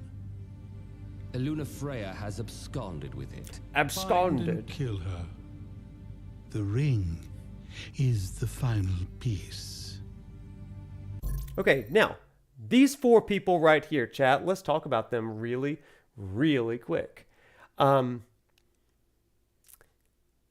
These four guys, or characters, are emissaries or people of the that the Emperor has brought in line to go find and capture both Noctis and Luna. Over here on the left, we've got a guy named Caligo. Caligo. He is essentially just a military strategist over here. Yeah, no big deal there. Over here, we've got a woman named Aranea. She's a hired mercenary. Okay, so kind of remember her. And then here, we've got a guy named Verstel Besithia. He's the lead scientist. And then here we have Ravus Nox Fleuret. If you've seen Kingsglaive, you know that Ravus is Luna's brother. He tried on the ring during Kingsglaive, and it burned up his arm. And therefore, we've got his arm that is now robotic over here. Okay, so these four are great characters, and we'll learn more about them as we get going. But I did want to introduce them to you right now. With that, let's keep going. We may do well to take her alive. The Six wield power beyond our imagination. The Oracle holds the key for the king. Hey, thank you for the follow. She could unlock many secrets. Nay, High Commander. Yes. Lord Ravus, the Imperial Army is now at your disposal. A moot point, while the fugitives remain at large. My men and I will continue our search for the Prince and the Oracle. I like good old Ravus. So glorious. My crystal. Bama boys support Bama boys. Roll Tide to that. Look out, world. Here we come. We can finally leave this dust bowl behind. The lands beyond are vast by comparison. Yeah, they are. Look how vast Bigger's it is. better. This is. More stuff to see and do. Bigger is First better. comes Sky, a region known for its wetlands. Really? Wetlands? There's also a chocobo forest. Now we're talking. Further west lies the Clane region, wherein we'll find the town of Lestalum. Oh, isn't that where Iris is headed? Barring delays, she should have arrived by now. Maybe even had herself a look at the meteor. At the meteor. The Six? The same. Its heat is harnessed to power. Isn't it? Lestalum. It's so nice. Whoa, that sounds way cool. I love it. Actually looking forward to this. Look at this wide open world. Oh my gosh, I love it. Drive. Best fill up the tank before we set out. Valsta Fantastica. I believe we have a solid lay of the land now. The driver's seat is yours, Noct. If you so desire it. Okay, my friends. No regalia run. Depend on the chocobos. Hello? Noct? Iris? It's really you. So good to hear your voice. Everything's fine over here. We managed to make it to Lestalem. We just settled into our new digs. So yeah, let me know when you're coming so we can meet up. Yeah, will do. You better. Was that Iris? Can't even call her own brother. In all fairness, yours wasn't the obituary broadcast all over Lucis. What about me? She say anything about me? Prompto. Did you see that sign? Chocobos! Chocobos! Chocobos! Time for that. Need to get to Lestalem. It's still ages away. Come on, just a quick visit. Okay, we're going to the Chocobo Post. Sure, let's check it out. Yes! Gonna be awesome. Gonna be awesome. Huh. But first, we have to go buy some potions since we used a ton of them. Hey, friend. Hey there. Hey there. Prompto is a chocobo, chocoboy, like you're a choco-girl. Is that what you said? Chocobo boy, like you're a horse girl. Sorry. Oh, whatever. There we go. Thanks. Okay, there we go. Oh, Final Fantasy 3. That's a good soundtrack. We'll buy that. And fishing Thank materials. you for coming. Had a good rest. Should be able to make some good time today. Oh, it's just on a timer. It wasn't calling you down, Jedi. Yeah, it's on a timer. So we are going to do one side quest tonight, and we're gonna, like I said, we're just pacing ourselves through this game. But our first side quest tonight, or our main side quest tonight, is going to be Friends of a Feather, where we drive down to the Chocobos. You bet. Let's hit it. Oh, we could have done the... Hang on, Can we park it? There's a side quest right over here. Ignis, pull over a sec. Certainly. Can we get ProfNoctis a Gladio outfit? No more than you need. Sheesh. You my mother or something? Mum's the word. Well, these are the wetlands, so you know what that means. We got to change our attire, right? Oops. So for Noctis, it's time for... this is my favorite Noctis outfit of all of them. I love it. And for you, we got to give him a jacket. And for you, I mean, I don't know if he ever gets comfortable. I mean, same with Prompto, actually. He's fine in that. I want to ride my chocobo all day. This is my absolute favorite thing. Somebody you know? Spoke with her just the once, back at Hammerhead. Now that you mention it, you were chatting someone up. She's real knowledgeable about wildlife. Could teach us a thing or two. Go on and introduce yourself. Okay, so funny story, Sonya is Gladio's on-again, off-again girlfriend. It's subtly hinted at, but... What is it now? If you don't mind, I'm rather busy at the moment. Oh, it's you boys. Wait, who are you again? And what do you need now? Nothing. Nothing. You're saying you distracted me for nothing? This won't do. Won't do at all. Precious seconds down the drain. How am I to make up for them? Of course. You boys can A help. live stream outfit, Sleepy? Oh my goodness. That's the spirit. I was We'll just set a thinking I sub could goal. Use a few extra hands for catching frogs, to be precise. Wait, what? Frogs? And if you're thinking any old frog will do, Wrong. You're not getting off that easily. Only the red frog native to Ulster suits my needs. You'll need to get knee and elbow deep down at the slough. With that, I'll get back to my work. Remember, it's red frogs, and make sure they're fresh. Let's set the goals.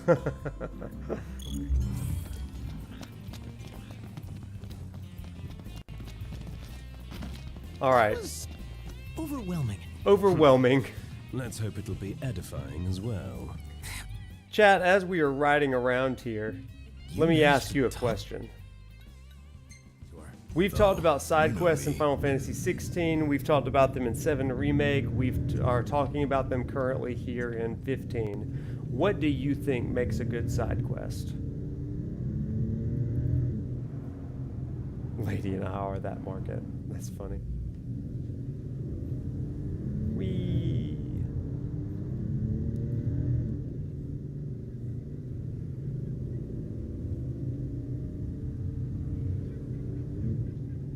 Oh, let's play some music. Not this. I want Final Fantasy 4. There it is. Kuya, side quest that has a good reward. That's a good side quest. Noctis, want to break check Noctis? What was that?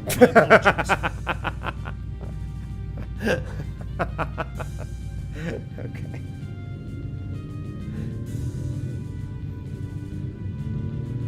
Take that, Noctis. He's still doing it. Do it again. Okay, he's just getting down now. My apologies. Even though he did it on purpose. Meow, meow, meow, meow. Ignis does not like me interfering.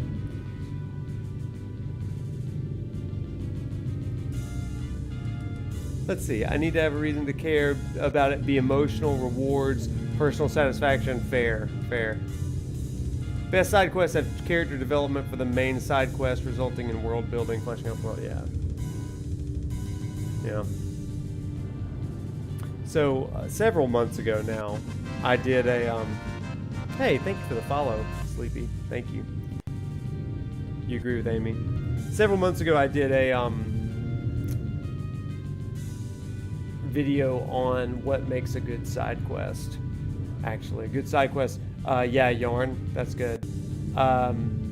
World build or character build, yeah. It's good. And in that video, I kind of shared a lot of those things as well. Now this is what I'm talking about. And we're at the Chocobo farm. There are worse vices, I suppose. So I asked that question because I think that this may be one of the best side quests in the game. We'd like to ride the Chocobos. The Chocobos, huh? I hate to break this to y'all, but we can't permit our birds to leave the post. Not while Deadeye's still about. I did, lady. Uncommonly ferocious behemoth that's taken to prowling these parts of late. His scent makes our birds nervous, and to prevent accidents and tragedies, we have no choice but to suspend rentals. But hold on now. Ain't you lads the agreed, hunters that Red are Hand. making a mark? You reckon Bard. you could handle the likes of Deadeye? If you could bring the beast down, there'd be a reward in it for you. Knowing the danger, I wouldn't blame you for saying no.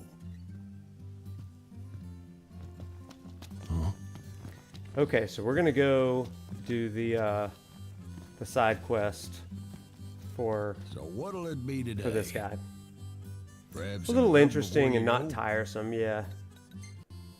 My birds have all got their feathers ruffled. Behemoth Undertaking. Interesting choice. Yeah, I love this side quest. Good luck.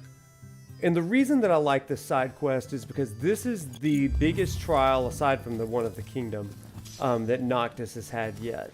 And the stakes are high, and there's consequences, and there's rewards, right? Also, notice these flags that kind of look like chocobo feathers. I like that. But in addition to all of that, you are getting... you're getting to see all 4 of the guys operating in their strengths. Ignis with a plan, Gladio with strength. Better make tracks. Chop, chop, Prompto Prompto. making light There in a jiffy. of everything. So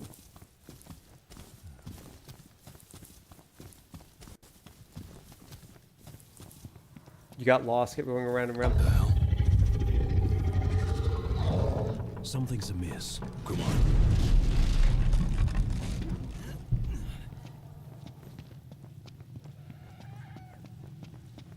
You hear things screaming. Let's get super immersive, chat.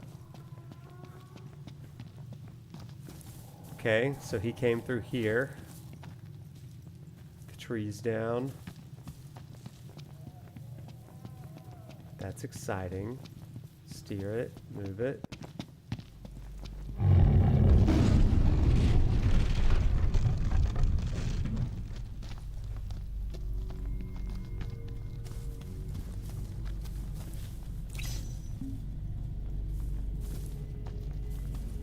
We're hunting behemoths. Funny story again. Did you know that the behemoth is in the Old Testament? It's in the book of Job. Behemoth is a chaos monster, along with Leviathan in ancient Near Eastern texts.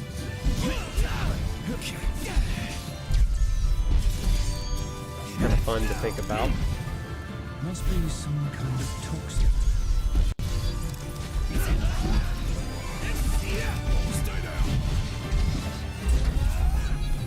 Oh, get back. They all dead? Okay, I guess so. The weather changes top atmosphere, you're right.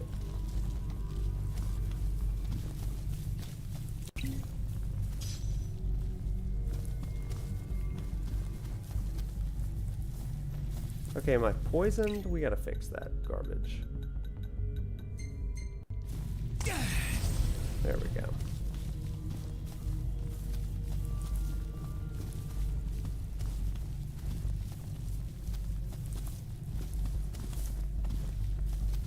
Alright, in we go.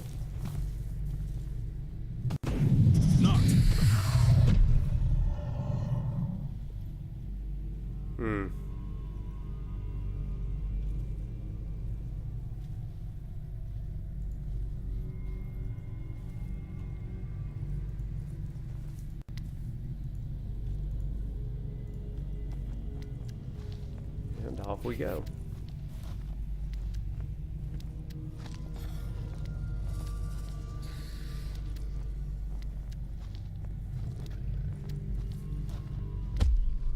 Ah, this part's so cool. Hold up.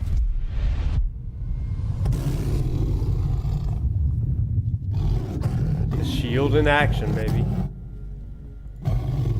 That's right. Deadeye. The name says it all.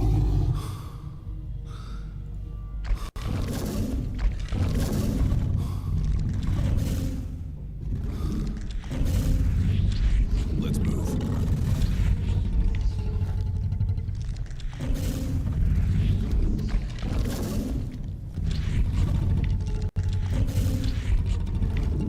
Oh, I hope we get to fight a behemoth in Rebirth too.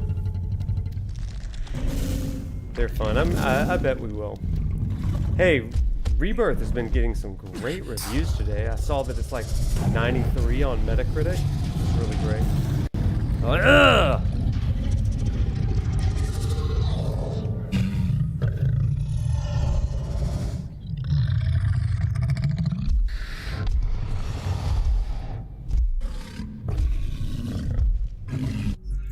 Oops, sorry.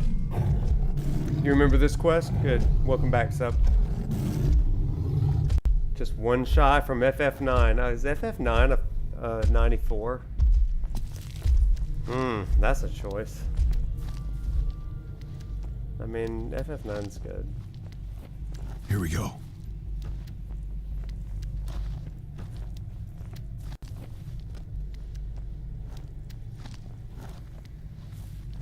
Okay.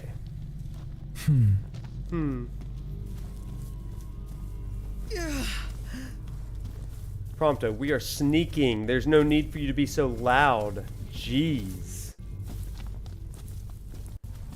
That's true, Sub. That's true.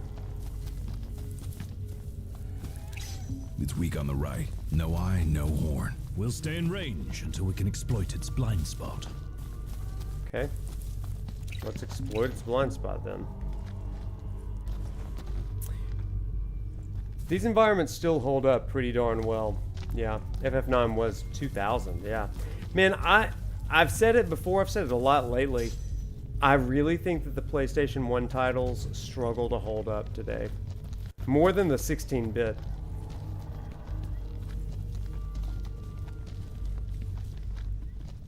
Yeah. Exercise due caution. Thanks, Iggy.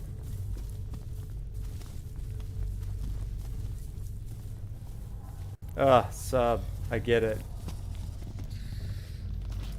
The creator's dilemma. You happy with it now? We've got the beast in our sights. But no plan of attack. The behemoth should be headed back to its lair, where we can catch it fully off guard. Yeah, as long as we stay on guard ourselves. Follow Deadeye to his lair. Okay, here we go. We gotta be sneaky.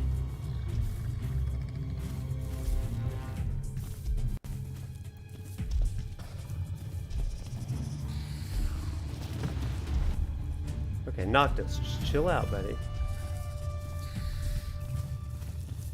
Okay, off we go. Let's go get him.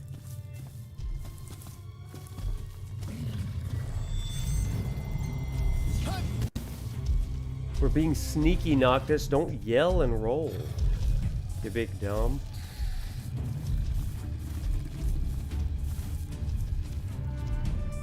And getting a mount like in Zelda. So there was a demo that came out for Final Fantasy 15 like a few months before. Oh, I gotta close the distance. Before the game. And I go back and forth on... Crap. Could you stop rolling for 5 seconds, Noctis? Noctis, you dummy! Stop rolling. But it showcased... I showed the demo in class. And it showcases all of the guys' abilities a little bit more than the final game does. And you have to hunt for him. You're like going through the terrain looking for clues. This is a little bit more straightforward, Assassin's Creed style. Go to the waypoint, way marker. But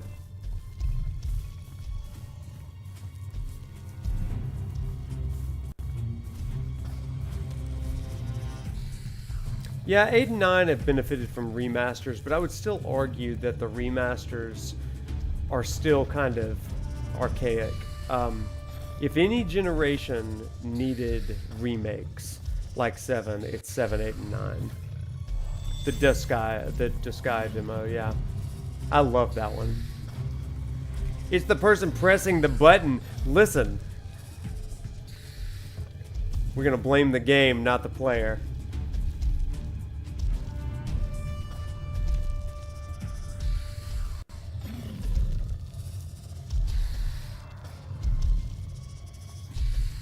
The mods are often better than the remasters. I agree with that. I don't have the teleprompter working right now. I haven't set it up. I just haven't had time with video making and class and work and stuff. But I'm going to play with it this weekend. I did use my teleprompter for a video that's releasing on Sunday, by the way. But it's great. Okay, finally. We've snuck around enough with the behemoth. Let's get him.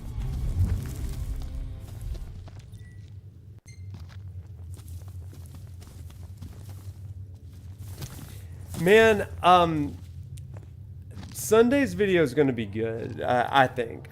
Like, it's definitely more of like an academic one than the ones that I've done in the past. But I think you're going to like it. And the best part is that there's no spoilers in it, because I haven't played Rebirth, right? It'll come out before Rebirth, so you're safe watching it. It will have some brief clips, very brief, of a couple of scenes from one of the most recent trailers, but it's I speak over it. There's music over it. It may just be a scene. So I think you're really gonna like it.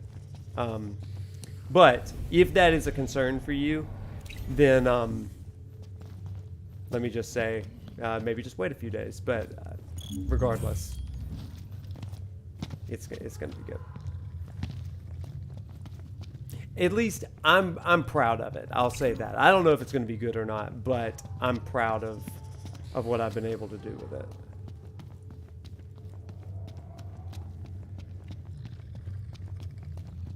Hey, Ignis. All right, here we go. This should be fun.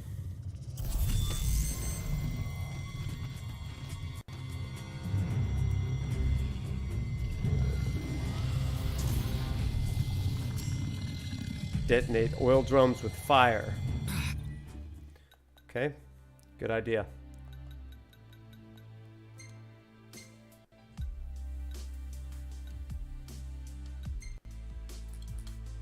Do I have fire? Yes, thankfully. Are you kidding me? This is gonna take. Dang it, I missed it. The odds are against us. I'll say. Oh, ow, that was pain. Oh, that was also pain. That was also pain. That was a jerk move.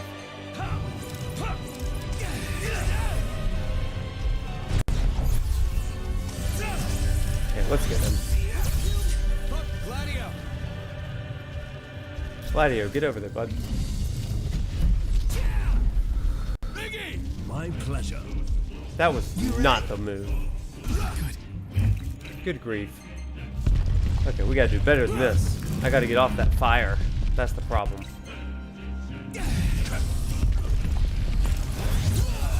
This is not going well so far. Because we're in our fishing attire, obviously.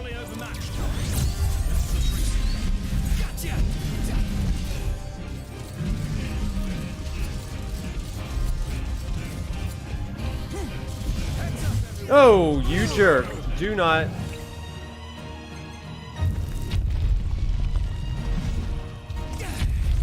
This is the first time we've heard. Thanks for that. Oh crap, he's up there. This is the first time we've heard this song. It's a great song, isn't it?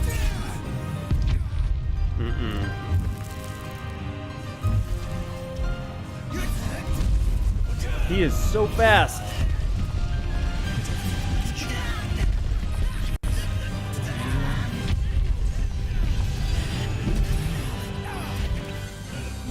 Okay, keep going. I gotta stop trying to use fire. That's what's killing me right now. We lost you for a second.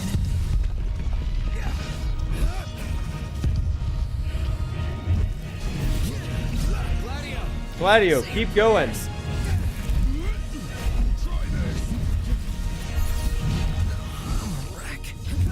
Prompto, get up. Oh my gosh, stop being such a wuss. Come here.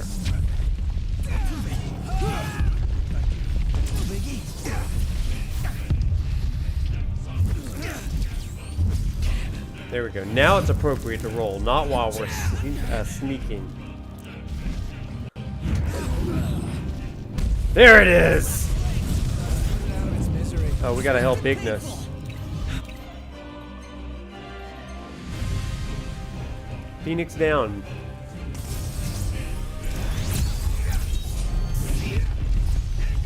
Oh, we got him now. We got him now. Prompto, shoot him. Got him. That's what I'm talking about. Yeah. Jerk.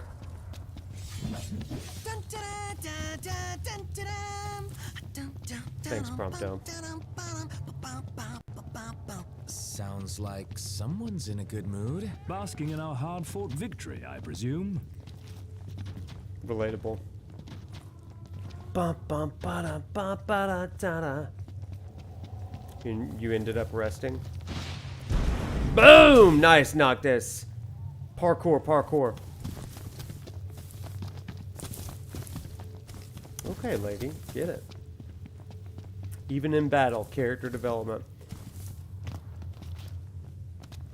And so again, that's just a pretty cool side quest because now we return to Wiz's Chocobo farm, right? And there we can use Chocobos, which is really cool. I just think it's a great way of unlocking this. And if you don't do it in Chapter 3, you can do it in Chapter 5 as well.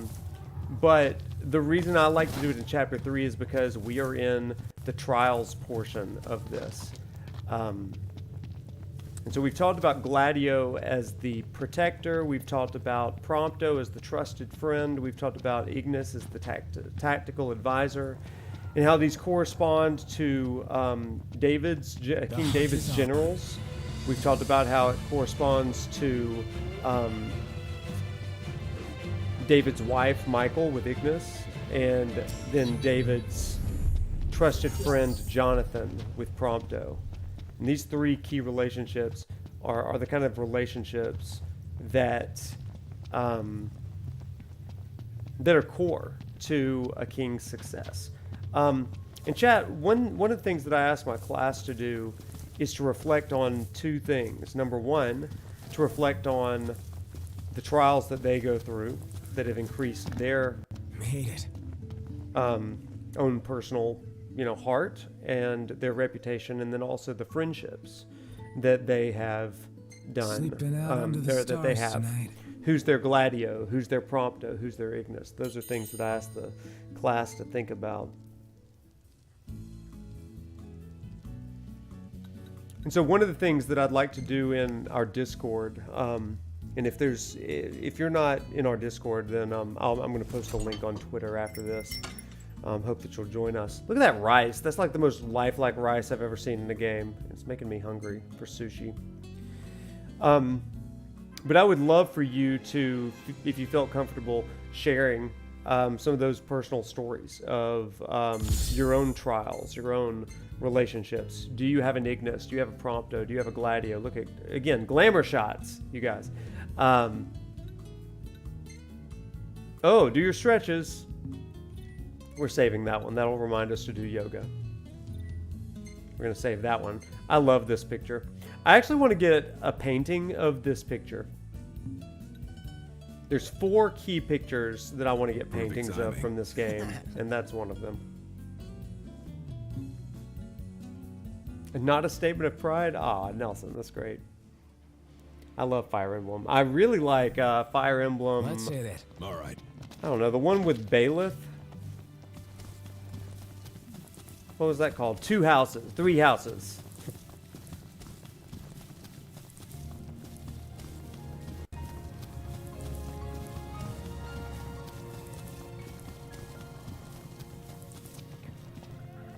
It also excites me to no end that Final Fantasy Rebirth, 7 Rebirth, is inspired by this. Like the open world and some of the things in it. That makes me very excited.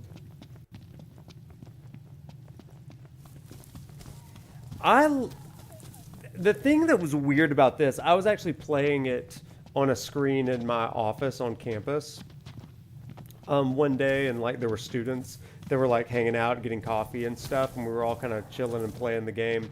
And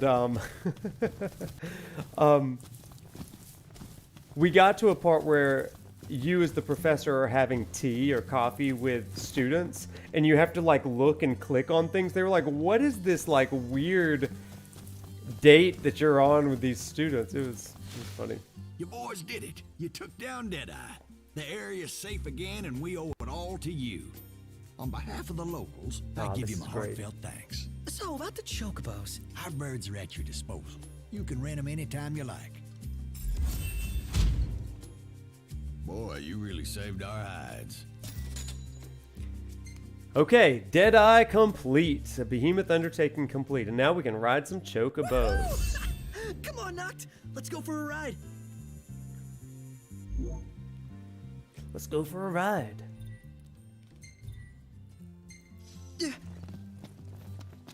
So good. So now we can rent our chocobos, and there's our dear chocobo friends. Isn't that great? Yeah.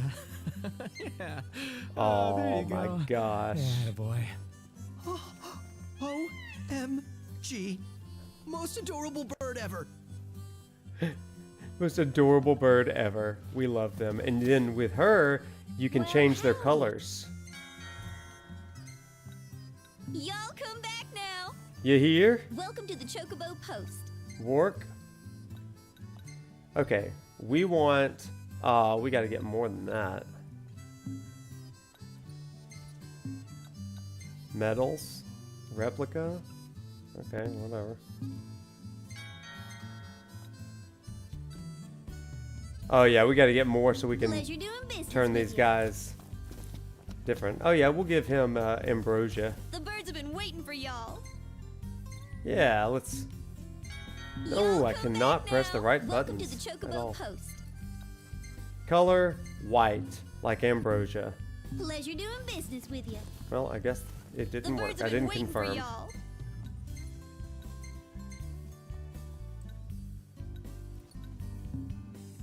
Okay, I did. Never mind.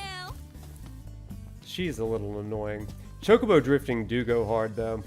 It's so good. I like that Prompto's just over there. This woman is just taking pictures. It's all good stuff. So, chat. The last quest that we just did. Whoa, hello, everybody, chill. The last quest we just did. This is a major point in my class. Like I said earlier, we are in the mode of talking about the trials of a king. And with trials, you know by now that it does two things. It increases your rep and it reveals your heart. By doing this, Noctis is showing that he cares for the local economy, he cares for chocobos, he cares for creation, he cares for Wiz, and all of that kind of stuff. But the thing that I love most about it is that it comes from a biblical story, okay? Or at least this is a really interesting parallel. And this was... This actually aligns pretty well with the story of a young, before he was king, King David. And it comes from 1 Samuel chapter 16, where it talks about how Samuel, who's the prophet in those days, remember we talked about kings and prophets, he's the prophet in those days, and he comes to David's family and he senses that God has led him to this place to find the next king. Because Saul has kind of fallen apart to some degree. And he goes through all of these sons of Jesse, that's David's father, and none of them are clearly the one that is meant to be king. And he says, well, is there anybody else? And David's father says, well, I've got one other. He's the youngest, but he's tending sheep out in the field. Now that's a really important thing. David got his start not as a prince, but as a shepherd and as a musician. These are two things that he did.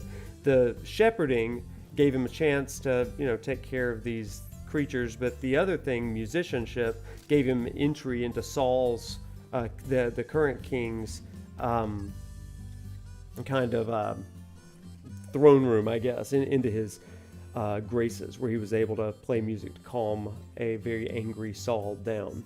Now, this all comes into mind because I ask my students, hey, what story from David's life does the behemoth represent? And they're always like, oh, Goliath, definitely. And I'm always like, wink, wink, the story of Goliath is coming in this, and we'll actually get into that in chapter 4.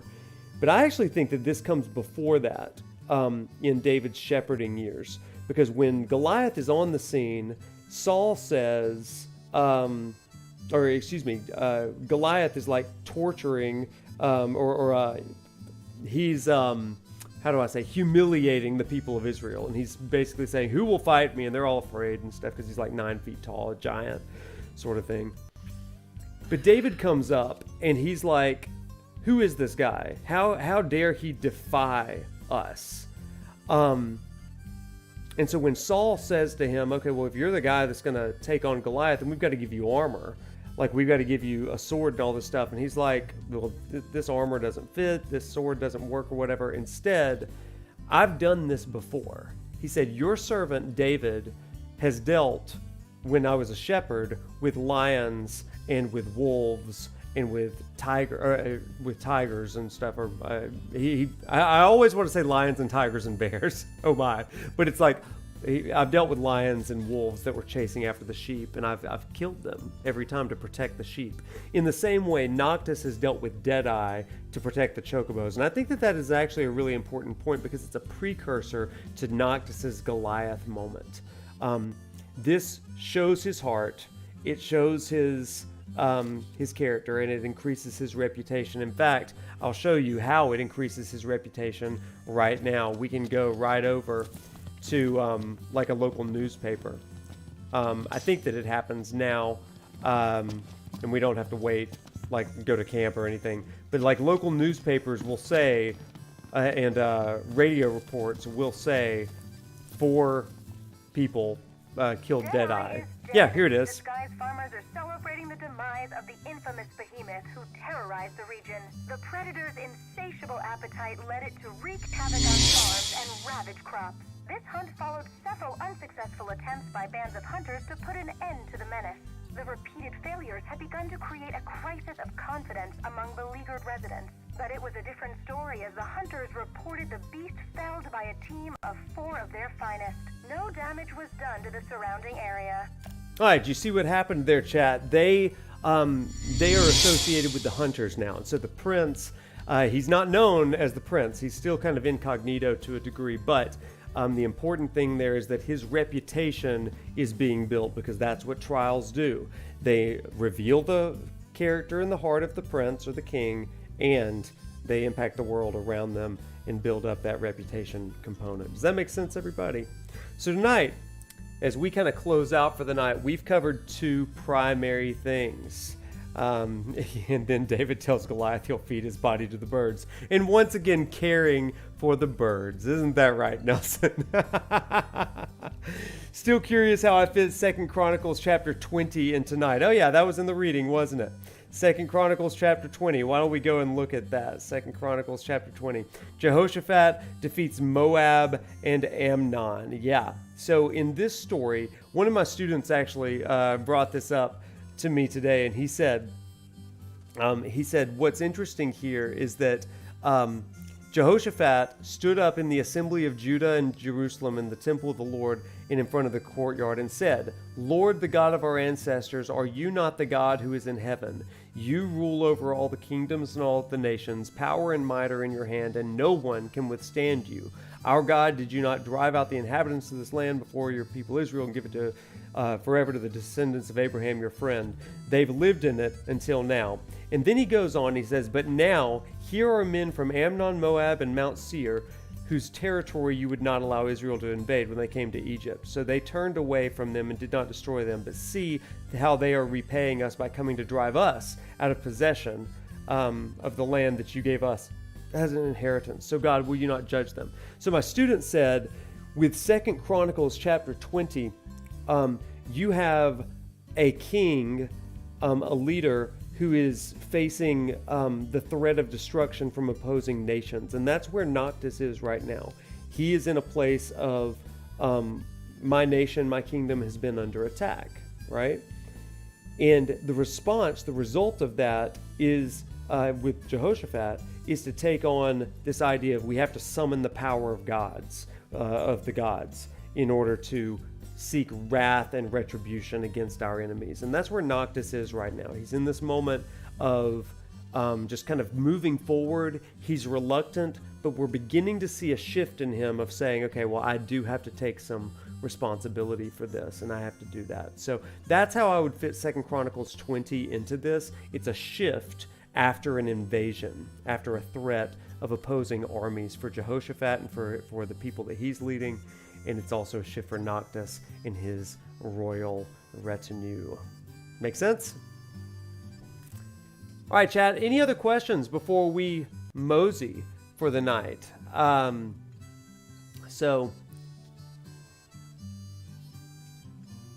Yeah. Anything else? Sorry, I'm catching up on some of the chat that I've missed here. Yeah. One thing that I also like to say, everybody, is that when it comes to these trials of a king and all that kind of stuff, we are also very much talking about side quests in games.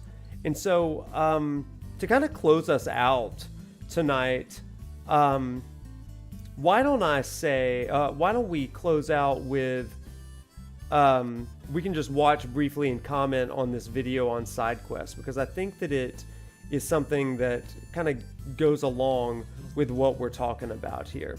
Have you not, how many of you have seen the side quest video that I put out a few months ago? It was on Final Fantasy 16, but yeah. Yeah, we'll raid him in a minute. Thank you, lady. Yeah, we'll do that. Well, why don't I show that to us? Because I think that it will be a great closer for this stream, because we've been talking about side quests and stuff like that. So why don't we do that really, really fast for us? Okay? So let's bounce over.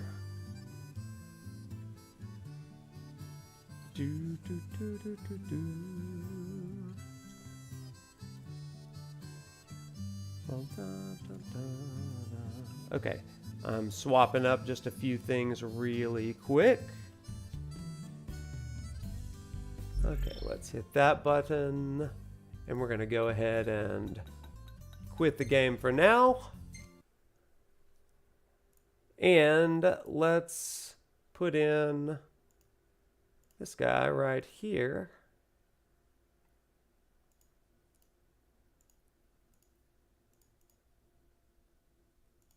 Okay, great. So we're going to watch this really quick. And what I'd love for us to do, chat, is to kind of think about this. So I look very, like, wasted in that picture, don't I?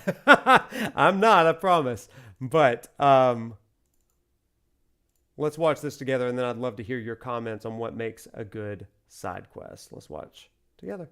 Why is this side quest good while these are all kind of mid? I've got the answer explaining why you love some side content in games while others leave you just a little bit bored. We've been enjoying or enduring side content in video games since before Mario first bounced over to Star Road. These optional adventures often lead to brand new gameplay mechanics and story beats, but other times they just amount to delivering beans, and nobody likes just delivering beans. Beans. Side quests in games like The Witcher 3, Yakuza, and early Final Fantasies are revered as some of the best quests ever created. They entice the player to complete them all, while other games are reviled for their admittedly samey fetch quests, regardless of how you know I love Final the Fantasy rest of the 15 though. game may be. So why?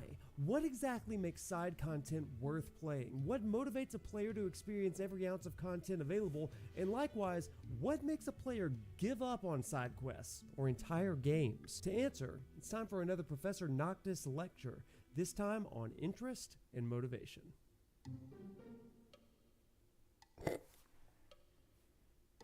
In 2010, John Keller, a Florida State professor, published a book on interest, motivation, and attitude. In it, he offered 4 key components that determine whether a participant finds an activity, in his case a lesson, worthwhile or not.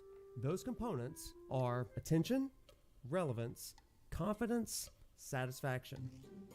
Keller says that we grab and hold attention in 2 ways: through generating surprise and uncertainty, or by stimulating curiosity through questions or obstacles.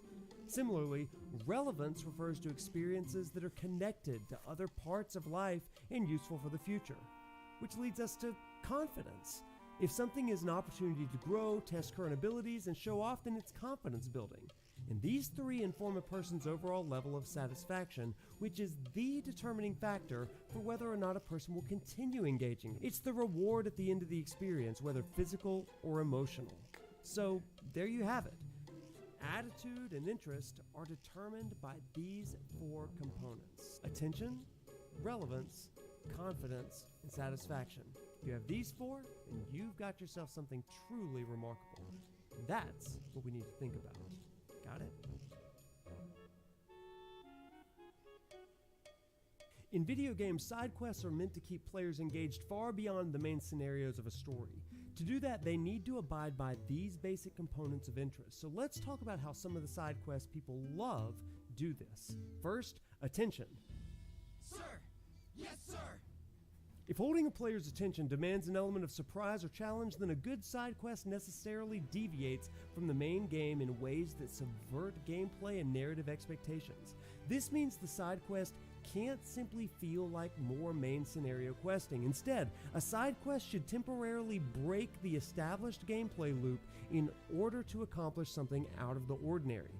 This is why we find fetch quests delivering items from one place to the next so unfulfilling. This sucks. A side quest has got to be more than mere delivery. It needs to offer discovery. Discovery of some new gameplay element or some deeper lore in the story, or ideally both. Take, for example, the quest, The Missing Farm Tools in Tears of the Kingdom.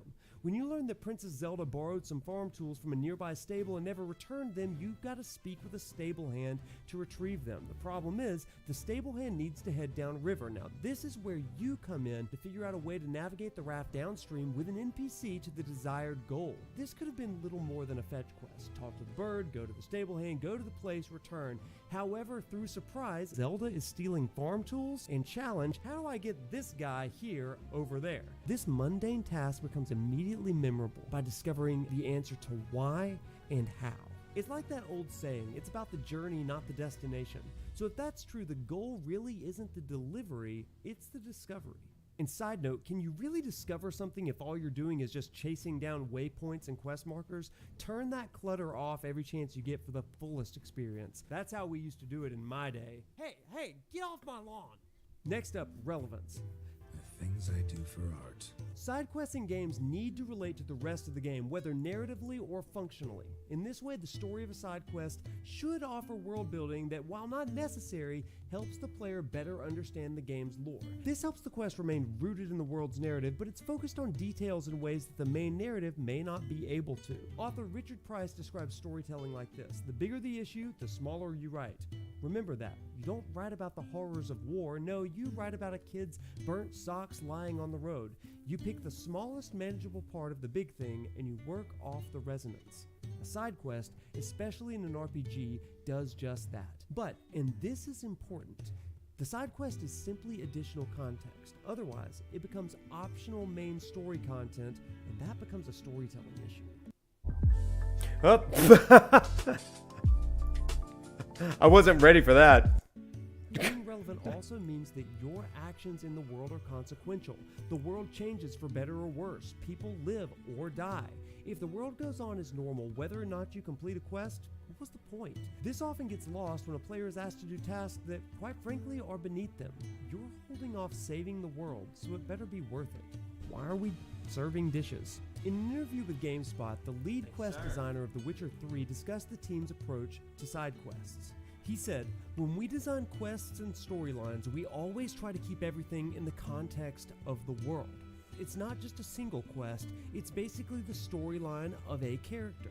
Unraveling it can have consequences for the world. It can basically impact what will happen later on in the main storyline. These side quests are intertwined with the main story very strongly." He finally goes on to say, "We have the main storyline and very important story branches. These branches end as you progress with the main storyline, but there are also side quests, big side quests, that are not dependent on the main storyline at all. Once you end the game, you can continue playing those. If you do not complete these side branches, it also has an impact on the main storyline. That's why you can't go back and change them, because then you would cheat the game."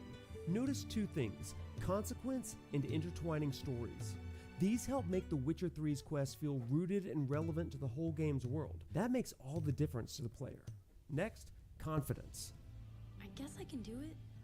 Just like in the classroom, a side quest should challenge what a player already knows instead of spoon-feeding content.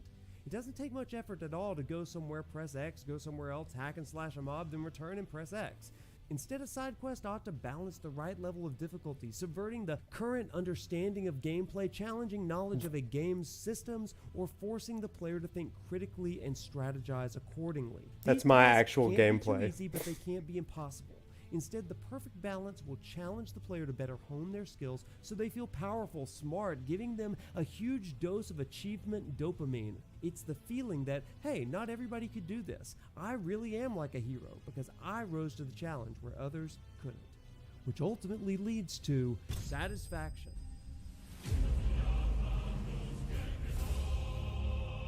It's that feeling of a job well done. You accomplished a new challenge that mattered, and you're left feeling proud, fulfilled, and satisfied. But you know what else would be the icing on the cake? An actual payoff. Loot. Rewards earned upon completion. And now we have a new party member, ladies and gentlemen. A Yeti with a love for bone carvings. Now, if you've ever been put off by a simple fetch quest, earning mere crafting materials that you could have gotten anywhere else, this is why. And it's probably what's made you much less likely to continue doing other side content. It wasn't worth it in the end. Doing any one of these 4 things is going to increase a player's interest, but if you excel in all 4, that's a masterclass kind of quest. To me, the best game to have ever done this is still Chrono Trigger. Every side quest leads you to real-world consequences, often determining which of the dozen endings you'll get. For example, one side quest initiates when you hear the plight of a woman named Fiona. It's a time travel narrative, so bear with me. In 600 AD, the forest surrounding Fiona's villa is dying and she fails to save it, resulting in a desert wasteland in the present. To save the forest, Chrono, or the player, has to first travel further back in time to 12,000 BC. He finds a woman, plants a seed, which somehow creates a quicksand whirlpool in the desert in 600 AD that Chrono can use to enter a cavern swarming with monsters or something. Butterfly effect. After clearing out the caverns, your robot party member, bear with me, will offer to stay with Fiona and help her restore the forest. Really cool animations that you won't see outside of doing this quest. By returning to the location in 1000 AD, instead of desert, there's a lush forest with a shrine in the middle of it. It's there that you can retrieve your robot companion, be treated to a new story sequence in a new locale, further expanding the backstory of one of your core party members. Now, upon success, in addition to changing the landscape and a known character's fate, the player receives a special item.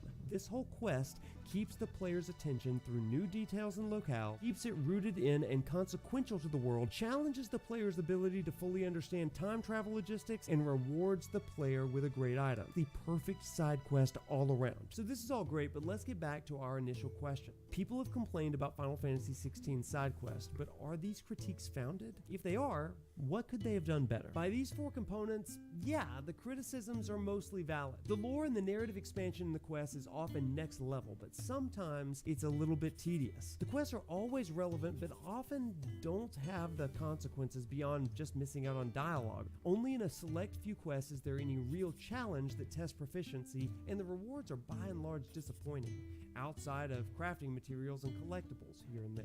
I'm wasting my time.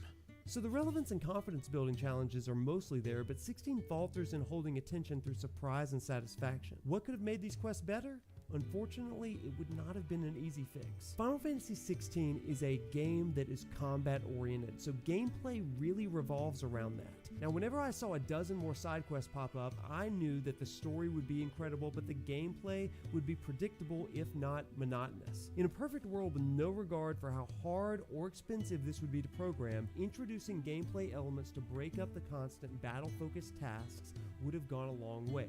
Perhaps by being able to use the icon abilities outside of battle. Just imagine using Garuda's Claw to retrieve something from a tree, or Titan's Smash to break a boulder, or Shiva's Ice to freeze a waterfall, or even lava like Jill does in the Iron Kingdom. Now, this would have required major game mechanic expansion, but it would have helped offer some unique variety of gameplay. However, a simpler, already included mechanic would have been to utilize the Chocobo traversal skills. Why can you kick and even drift while riding your bird, but these are never used in quests? For narrative reasons, maybe it's not appropriate to have Chocobo racing, but imagine a Chocobo medic quest, where you're racing to get someone much needed medicine or something like that. All I'm saying is, we have the ability to drift on Chocobos. Use it. Ultimately, gameplay diversity, along with relevance, challenge, and good rewards are the essential ingredients for good side quests. That's my thinking anyway, but what do you think makes a good side quest? What did I miss? Out of those 4 components, which makes you feel like a side quest is worth playing? Also, what's your favorite side quest of all time? Sound off in the comments and let's see if we can come up with something better together. Also, don't forget to like and subscribe, follow me on social media, and for all your video game analysis, remember to head over to the-. All right, everybody. So, with that, up. Take away that and that. There we are. Hey, we're back, everybody. So, yeah, I share that video with you because it has to do with some of our discussions on trials, right? What makes a side quest or a quest in general interesting to us? Well, the rewards have to be there. We have to be invested. It has to show something about our character, right? And that's one thing that Final Fantasy 15 does really well. The song in the background is called Wanderlust, which is from Final Fantasy 15. Yeah, Gerudo Valley is an optional area in Ocarina of Time. some of the things in it are pretty optional, but it just seems very side questy, right? But it builds the world around us. And I think that those sort of things are what matters a lot to us. So, that's kind of where we are as far as all of our stuff is tonight. So, friends, that's let me stop that real quick. Tonight, as we finish up for the evening, we are going to go raid our friend over in FF7 Music. So our friend Music is streaming. Is he still streaming? I can't find him.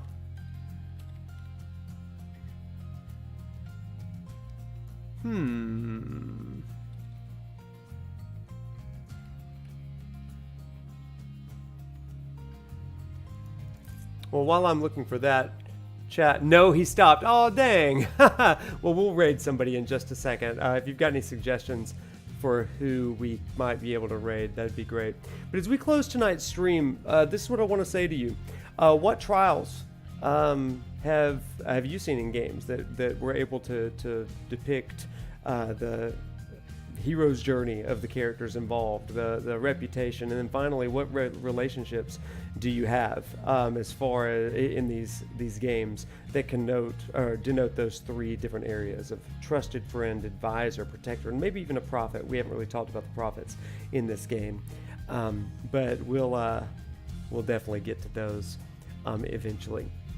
Well, friends, yeah, I'm looking through. It looks like I'm the only one live. Let me see if I can find anybody else that's kind of on right now, and we'll see what we can do. Stop that.